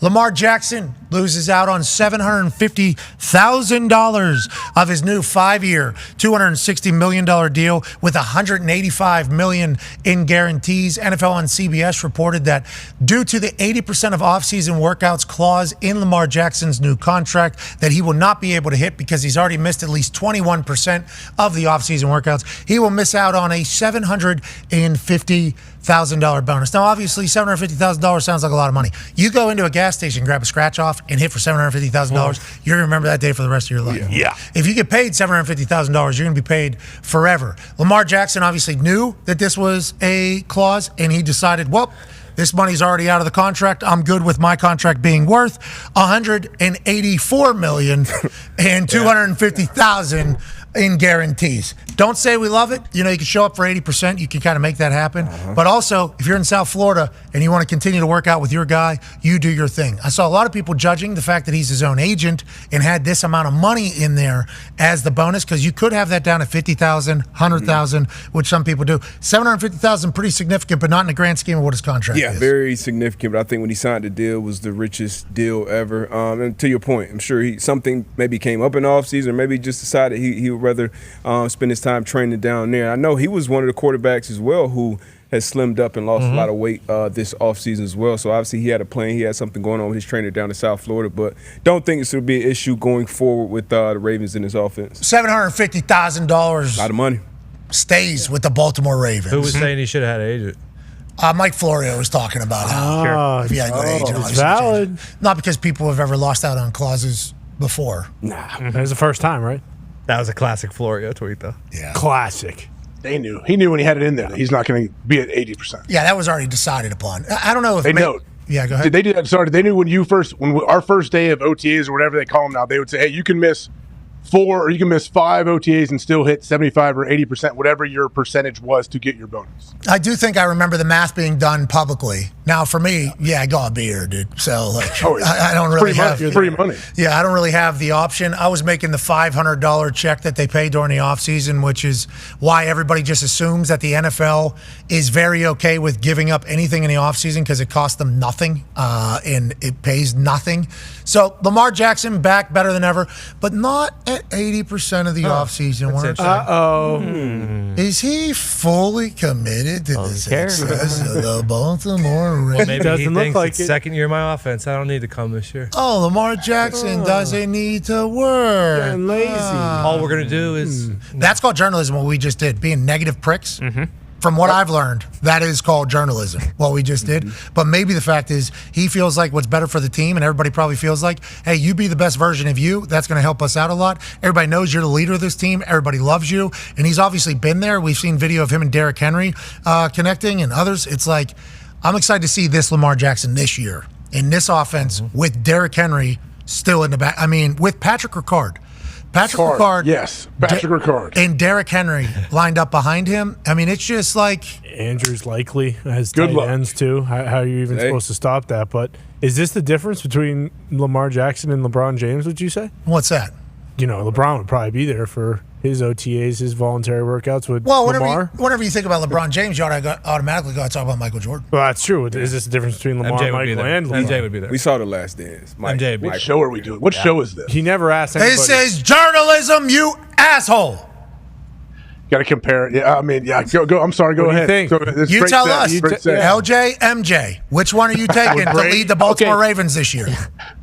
I guess I'm taking Lamar and not a 60-year-old Michael That's Jordan. Not an option. But we got to talk about it. I'm sorry. Did you forget that MJ built a practice facility on the set of Space Jam? Did LeBron? Did Lamar? Oh. Well, is Lamar even coming to practice? Well, we saw Lamar on that beach. Remember, he missed that jet ski. Yeah, that's his. He built that. You know, because running on sand is a lot harder than running on wooden floor, which makes me wonder: does Michael Jordan not want to work as hard as Lamar Jackson is training on a beach? You tell me, pal. Well, like, do we need to bring up Larry Bird? Joe Burrow's not. What did he do? Joe Burrow's not at practice today. If we're doing Good sports point. media, you don't bring up Larry. Yeah, people don't like Larry like that anymore. What's that? Lamar's not at practice. Joe's not Maybe at the practice. hardest Is Russell worker. Wilson the only one at practice in the AFC North? So that's a good thing. Joe Burrow is not at practice today for the Cincinnati Bengals. It's not mandatory minicamp for them, although 10 teams do have mandatory minicamps happening at this time. This is the voluntary. Him, Jamar Chase, T. Higgins, Trent Brown, the team that you know on offense, not at OTAs today for the Cincinnati Bengals. Maybe they're doing a community event. Maybe they're doing some sort of photo shoot, and they will be there for mandatory. We assume that's how it's always been. But Joe Burrow is not on a pitch counter, so that can't be the reason why he's potentially missing today. I will be excited and eager to hear why and what is happening, AJ Hawk. Wasn't the coach scheduled to speak after practice?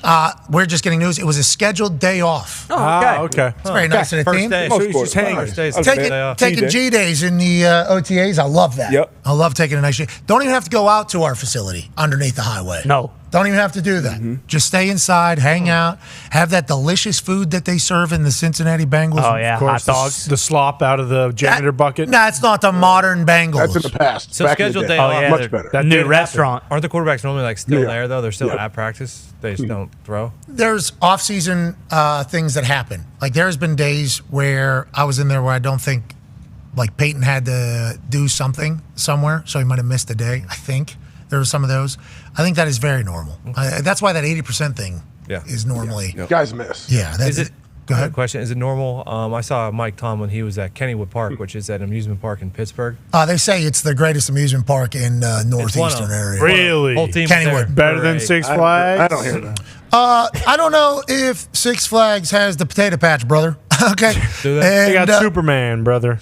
Superman ain't shit. Whoa, easy. It's one of the greatest roller coasters on the East Coast. What was that? What's the revenge one? Phantom's Revenge. Phantom's Revenge, dude. You ain't got that Six Flags. They got Batman. You got Batman. You got a massive. No, we create our own stuff. We don't just thank whip you. other people's shit. Well, hey, look. We're not marks, bro. Take that up with Six Flags, brother. I'm just telling First you of all, what the Kenny's rides are. wood, okay? Yeah, which is why it's kind of like, really? Are we still doing wood rides in 2024? Yeah, we're talking about the woods. We got plenty of steel Wood coasters. coasters as well. are awesome. Oh, we got no that. doubt. We got no the doubt. racer. You trusting them, though? Obviously.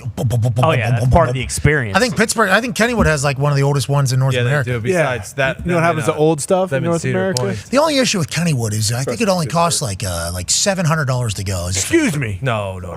It was a lot. It was a lot of money. I went a couple years ago. It was very, very just well priced. I'm not saying sounds like a lie. 700. It was a lot. I mean, they started doing the whole because it was it would be Kennywood school trip. Yeah. Like each school would have a Kennywood day. Yeah. That doesn't mean you're going for free though. Obviously, you got to buy the tickets, and then all of a sudden, just each year they're like, "Oh, we've kind of bullied all these people into thinking they have to go, so we can fucking Let's jack this up. And they certainly did. But boy, it was worth it. One when day you- ticket is $39.99. That's not. They went back down there. That's not bad. Because that shit was way up. But Coach Tomlin was there with the boys, team bonding activities, and he had his whistle on at Kennywood. Is that normal? Is that normal or? It's wanted. You know, Just in case they lose a player. how come Shane Steichen is sitting at these Pacers games? And he doesn't have his whistle around his neck. That's True. What is that? It should. Why did Rick Carlisle have his around his neck when you were?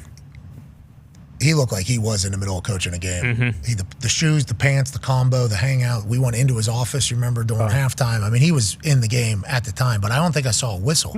I love that. Tomlin just every morning, all right, cell phone, keys, wallet, whistle. Got it. Perfect. I mean, that's what he does. As a coach. I mean, I thought we were coaching, guys. Well, I like the fact that Russell Wilson is the welcoming committee for your city, Pittsburgh, Pennsylvania. That's good news. Let's go to the desert. Jonathan Gannon.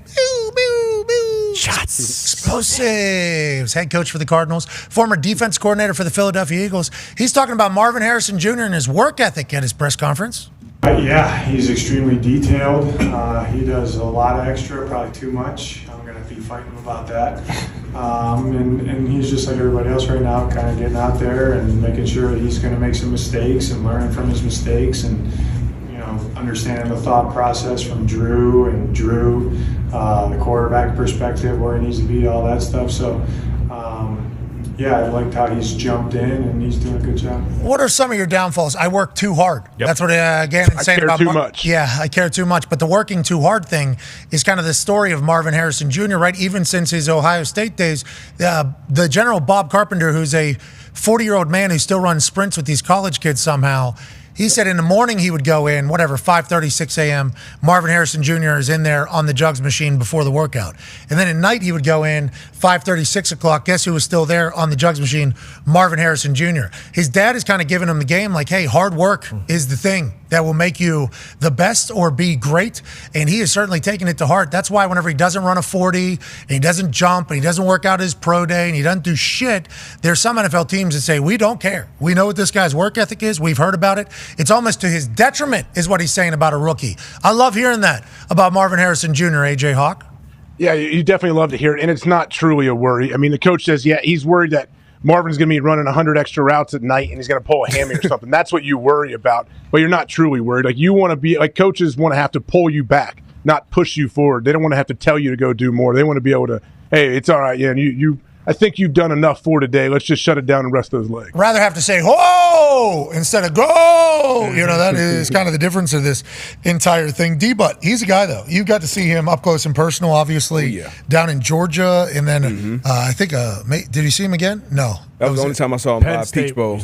We saw him. We saw him at the Penn State game right after College Game Day, and he's just kind of walking around, and his mitts are just he's a guy. He's a guy. Immediately a guy. He's the guy. And you mentioned not doing any of the bullshit leading up to the draft, just all football. Obviously, his pop showed him the ropes, but this is something you want. And it's not like a gimmick or something. This is something Bob saw behind the scenes. He's not like one of the guys when the camera's around trying to do a little more. Hitting the best players I've been around, obviously they're talented, but they work their asses off. Whether it's, Reggie Wayne or T.Y. Hilton or Frank Gore, like their work ethic, not only when we're in there, when we need to be in there to meet rooms, but they're doing extra. They're stretching, they're taking care of their body. They're on the jugs for hours and hours. And when they have that talent like Marvin Harrison Jr. has, I mean, the sky's the limit. Work ethic is the most important thing on the road to success, And I don't know. In anything. Literally anything in life, on earth. That is.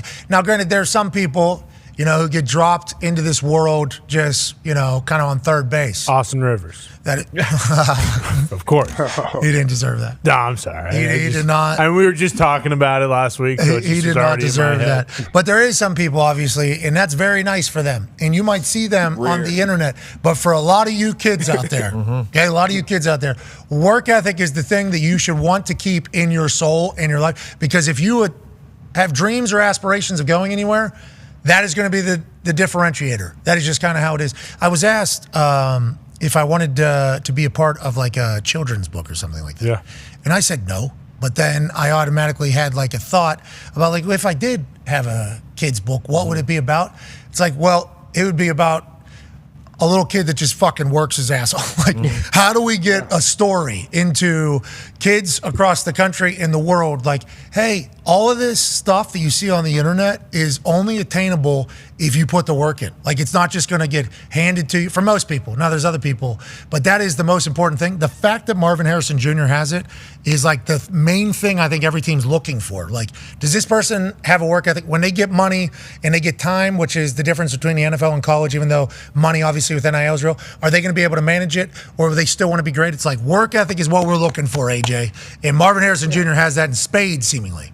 Well, that's what you worry about, isn't it? We know these guys are fast, can jump, can catch everything. Like, we know they're freak athletes, but what you don't exactly know is what are they going to do once you do pay them, once they get a little bit uncomfortable. Like, I've told people all the time, like, it's easy to work hard when you feel good, and you're not going to always feel good as it goes. So that's what you have to kind of figure out, and who's going to be consistent and be the same dude every single day and not ride the old roller coaster that the NFL tends to be sometimes. Yeah, I'm going to tell you what, boys. Tomorrow on this show, you're going to see me in a bad spot. Well, you're going to see me in a real bad spot. Never know. What if you feel really good? Yeah, I won't. Know. Yep. We'll be 1-0. We'll be fine. Yeah, what do you mean? It's going to be great. I don't know if we should be assuming the 1-0 thing against this Reggae Rover squad. Yeah. I wish they would have rolled out that Burnley team in front of us and JJ had to play for game one, but instead, that's not till Thursday night. Okay, third game in. All right, I'm sure I'll be around. You've been working, and you have talent. And one of the great philosophers said, talent trumps work ethic until talent has work ethic. Shinzu. You're close. You Talent beats hard work beats talent when talent doesn't work hard. There it is. Boom. That's not the one I was referencing. But Sometimes. good try, I guess. I mean, point remains. Point remains. Bill Belichick received a certificate of nationality from the country of Croatia. Hell yeah. What? Yep. He was there shaking hands with a bunch of. Can I say? I'm not going to say it.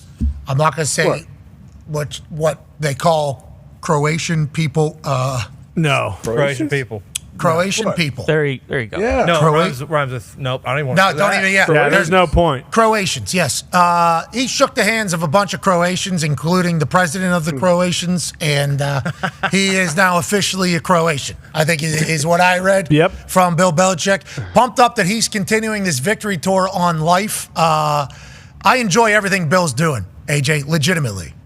It's cool to see, and it's awesome to see him getting out here and doing this. I'm wondering, is he a dual citizen? Does he have a passport from Croatia now? I'm sure he could. Yeah, Probably. Yeah, right? He might be president. Shit, we don't really know. Never know. We have no idea, but congrats to Bill over there in Croatia. Hell yeah, Bill. Where is Croatia? Good question. I believe It's a Baltic state, right? Yeah, on the Mediterranean. Okay, It's kind of by Italy. Shame Bruce isn't here. East of it. Yeah, he Bruce. he claims Yeah, Croatia. Bruce for sure. Branovich. Oh, he does. Yeah, Bruce is Only in major soccer tournaments. Bruce's ladies' family from Croatia. Correct. So Bruce now pseudo Croatian. Is Croatian. Oh. Yeah, and that's kind of how we hear about it during soccer tournaments. But nonetheless, unless Bill Belichick's coaching a Croatian soccer team, they ain't got shit on the United States of America.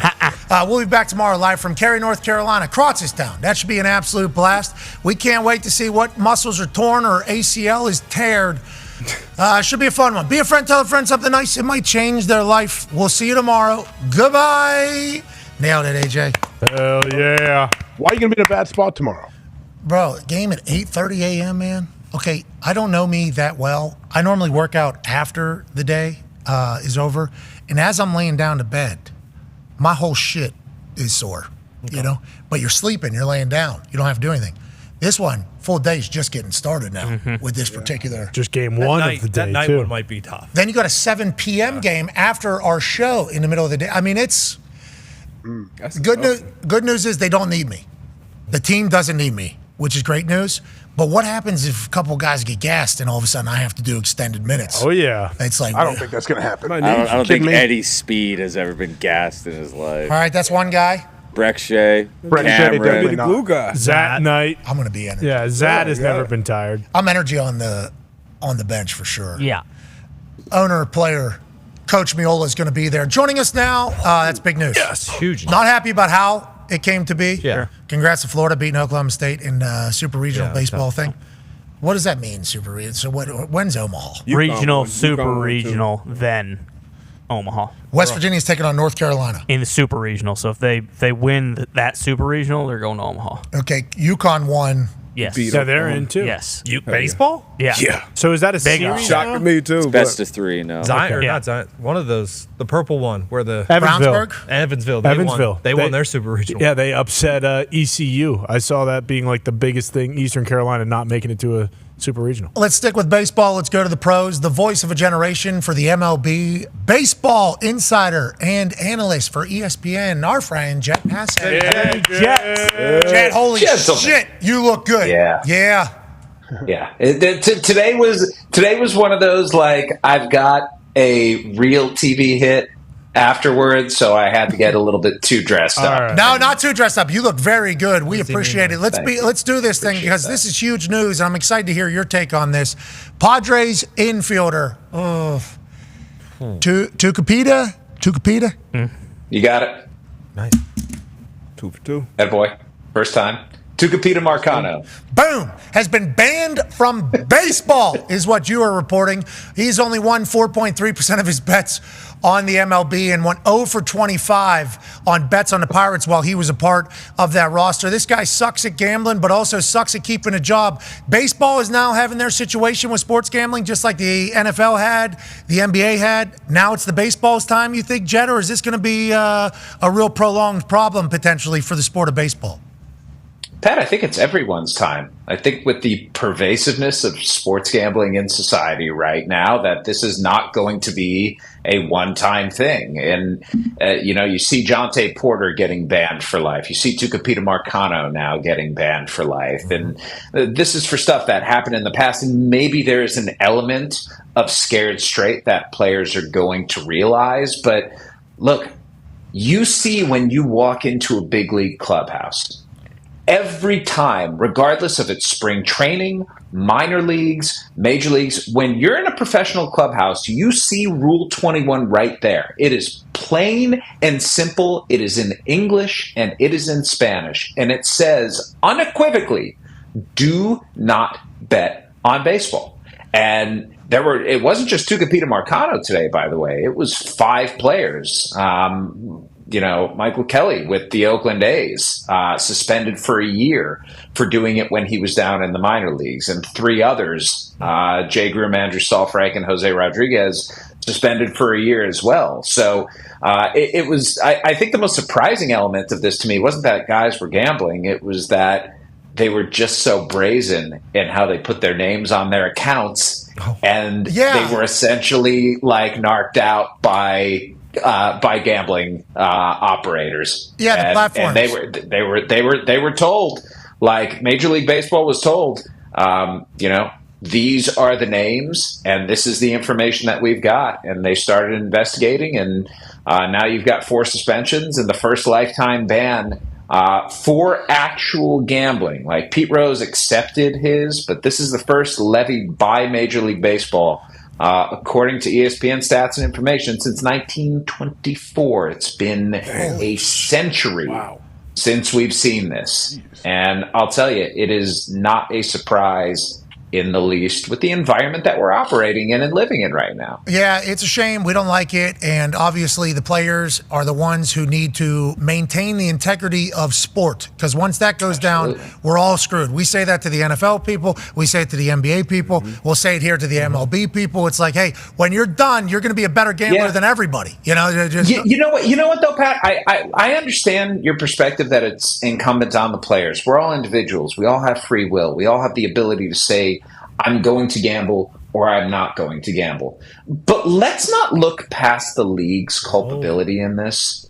For the longest time, leagues from the NFL to the NBA to the NHL to Major League Baseball stayed away from Las Vegas, specifically because they were worried about the influence that gambling would have.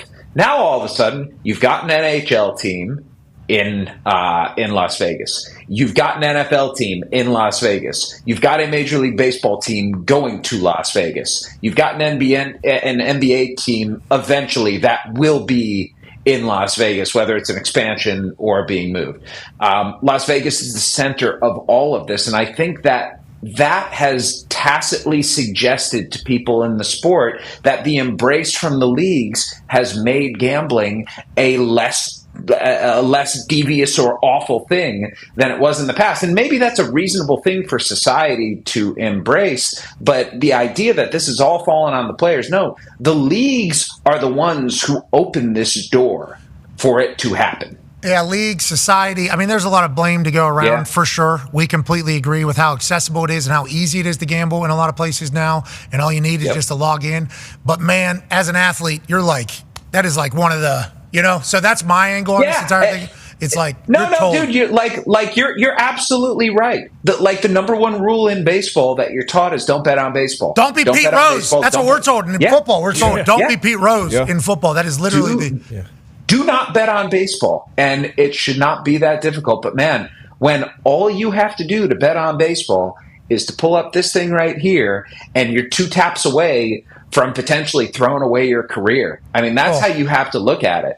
That's how you got to see it. Because Tucupita Marcano, he was not a guy who was a star by any means. He was not someone who probably had a long career ahead of him. But the guy's done before his 25th birthday. Yeah, he sucked at gambling too. Hey, Jet, we appreciate you so bad. And that's a message to a lot of gamblers out there. They all suck. Yeah. Every one of these guys sucks at gambling. Like, everybody sucks at Ipe sucked. Tucupita sucked. All of them suck. Yeah. Stop. Yeah. Just don't do it, guys. Well, and also for non-baseball playing gamblers, like I think there was like an 11-leg parlay that Calvin got caught up in. Yep. Like this guy was on a team, the Pirates, bet on him 25 times, lost every single bet. So if you're out there gambling thinking you're going to be able to, good luck. Nobody fucking knows. But you know who does? The Jet. We appreciate you, ladies and gentlemen. Jet Passing. Thank you, buddy. Good. All right, let's get the hell out of here, boys. Before we do that, I'd be remiss, especially since I'm staring at the Intimidator's car right there. NASCAR had a hero this weekend. Oh, yes, they did. Aerodynamicy is a big deal. Well said. Whenever you're talking about racing. What's the most aerodynamic you can make your vehicle, and how hard can you drive that son of a bitch? Now, when I say that, I just mean like the phrase "son of a bitch." Sure. Just you know what I mean. Nobody in specific. We're not talking about the cars. But I'm just talking about it as it's a phrase. I don't know if everybody's heard it, but where I grew up, it was something that was said. So I do apologize to whoever, whatever that case, whatever, Nonetheless, this pit crew guy named Robert Strickska, a.k.a. Bug. But this is very similar, although very different, to the Fire Festival guy who was going to get the water. Okay, this guy, you remember, willing to do whatever. Yeah, he was willing. I didn't see you tie that with. Yeah, he was willing. That's journalism. He was willing to do whatever for that Fire Festival. Nobody else was, but he certainly was. This pit crew member was willing to do whatever. Boom! Let me go ahead and flatten his hood a little bit so we can get this down underneath the windshield so you can see, and maybe we can move a little bit faster. We got a hammer here. What's better than that? Oh, how about my gut, says Strickska, who comes flying in. Boom! Kyle Larson and Kyle Busch got into a little bit of a wreck on the outside, right? Boom! Right here. This guy's flying onto hoods. NASCAR was alive this weekend, and AJ, I'll tell you what, the more I see from the race community, the more I like. And the pit crew might be the topic of conversation. There was a fight in this dirt race where somebody actually hopped into a guy's car and was trying to fight him, and then he tosses him out. There was a whole brawl. Racing's throwing a fastball right now, and Strickska is certainly a part of it, AJ. Well, my favorite part is how he comes from like off out of frame and launches his body onto this thing. Like, he's a soldier for the cause. You want to keep this guy on your team. This is the guy you need on your squad. But I know we talked about old G1 became big because of Netflix. If you followed around these pit crews and all the different pit crews and showed like how competitive they are and watched them working out during the week and all that, that'd be a great like docu-series. How about the guy that was throwing people off of Kyle Busch's truck? Get off the truck! Yeah. Imagine him afterwards. Oh, so much shit being talked. They're running that video. Oh, yeah, look, I grab him right. Yep. Did you see he's selling merch? As he should be. Get off this truck or whatever. But him watching the film of it afterwards with the boys while having a cocktail or something. Let him know. That had to be a magical moment. Feels so good, too. I bet you pray for those times as a pit crew boss. Dude, watching the video back, everybody just being like, "What? Watch you really throw." I was gonna beat his ass. Should have beat his ass. Just going down the line. Stenhouse Senior's lucky he didn't place his fucking foot on the truck. Would have killed him too. A former football player, wrestler, or something like that, just waiting for one of those. And that dude, was it Rob? Yeah, Bug Strickson. Yeah, you can tell that is not his first rodeo. As soon as he pulled it, he already knew what needed to be done. Yeah. Oh, I seen this before. We need to get that thing down, right? Is that what I'm hearing? Are we hearing the same? We're all hearing the same thing? I got it. Just need to get the hood down? What if that's his only role? That's the only thing he does. Someone get Bug! Get Bug! What if he comes out of a... All right. Hey, wake him up. A cocoon. We need, come on. Come on out. Like a rabid dog. That's why his nickname's Bug. He's sitting back there drinking beers until they need it. Music. He's got music in that helmet. Comes out, glass with, whoa, bang, splash onto that. All right, let me know you guys need me. Goes right back in.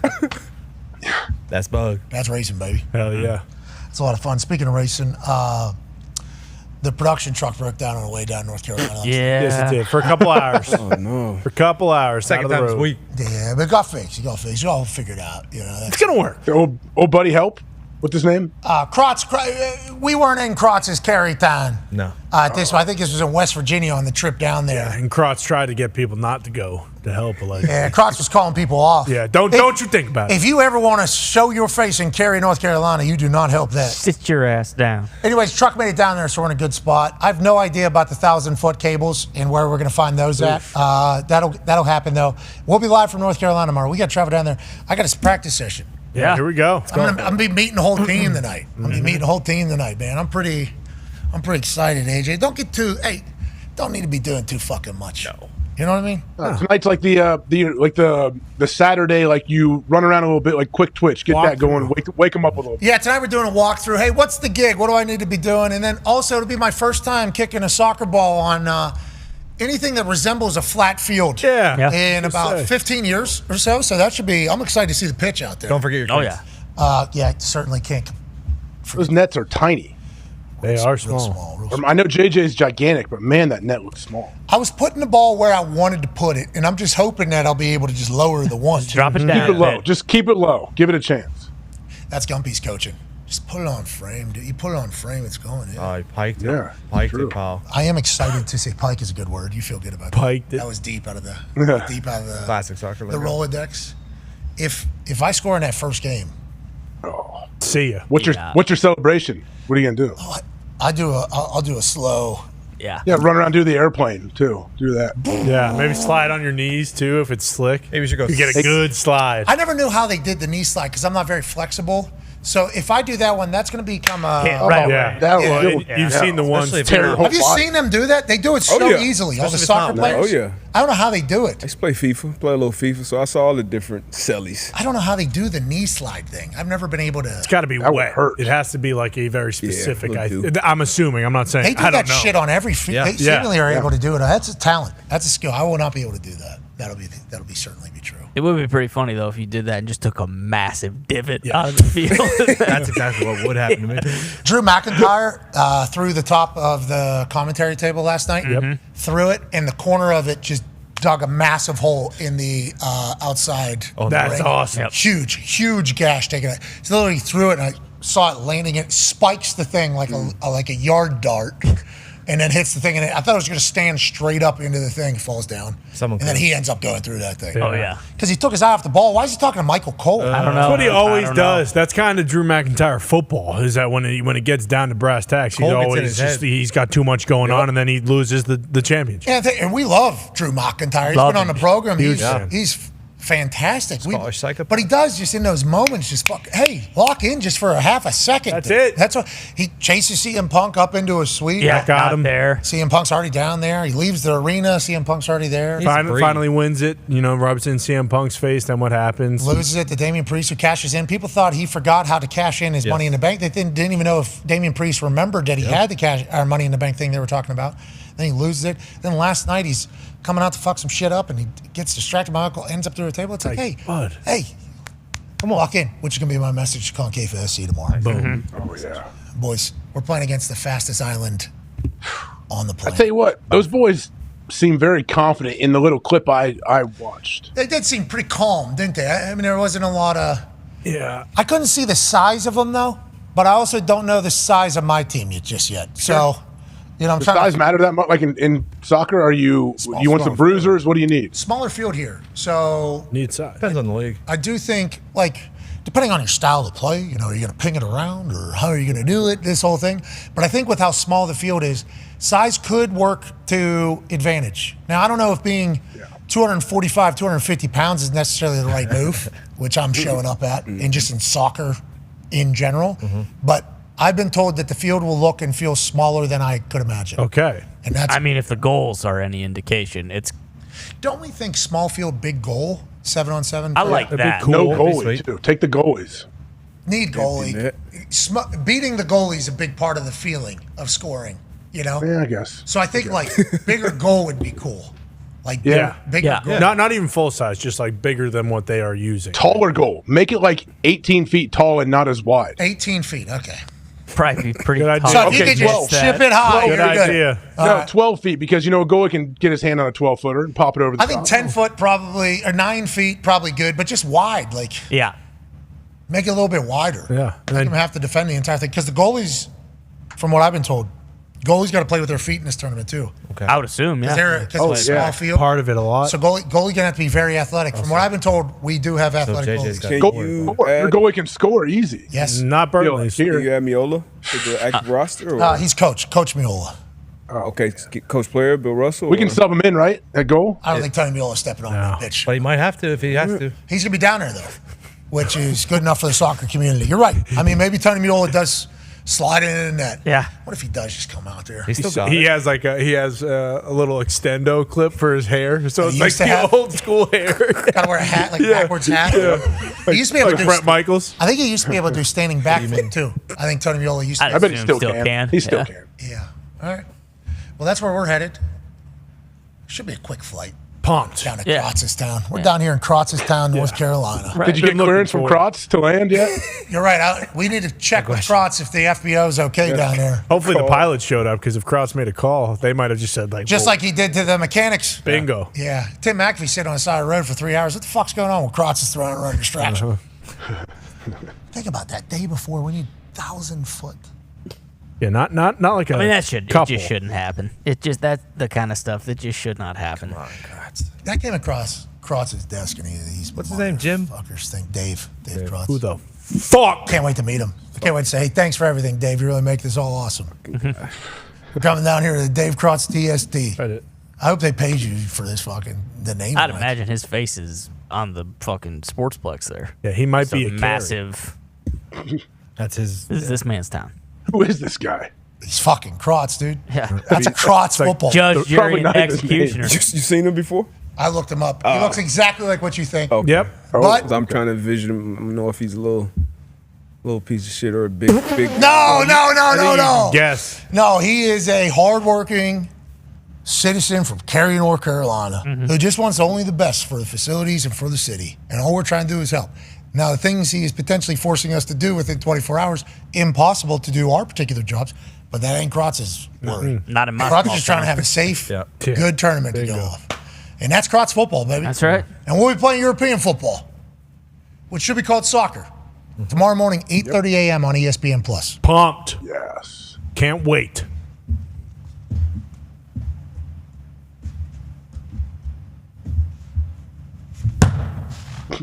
It's tough ball. It's a good sign. Some good zip on it. Was kicking in cowboy boots. I was going to say, are you going to play in cowboy boots? Maybe put a couple studs on the bottom. About it. Oh, okay. I feel like AR a little bit. Well, you'd have to get a lot closer, but. Sounds like it hurts. What's that? Yeah, it does sound like it. Kicking the ball. Kicking him. My foot or the wall? Your foot. Obviously the wall too. That low crossbar. Yeah. Yeah, these are all pucks on net. It's a little bit too. It's in the frame, pal. You're gonna put rubber on net? Dumping rubber. Oh! Yeah! Woo! Bam, bam, bam.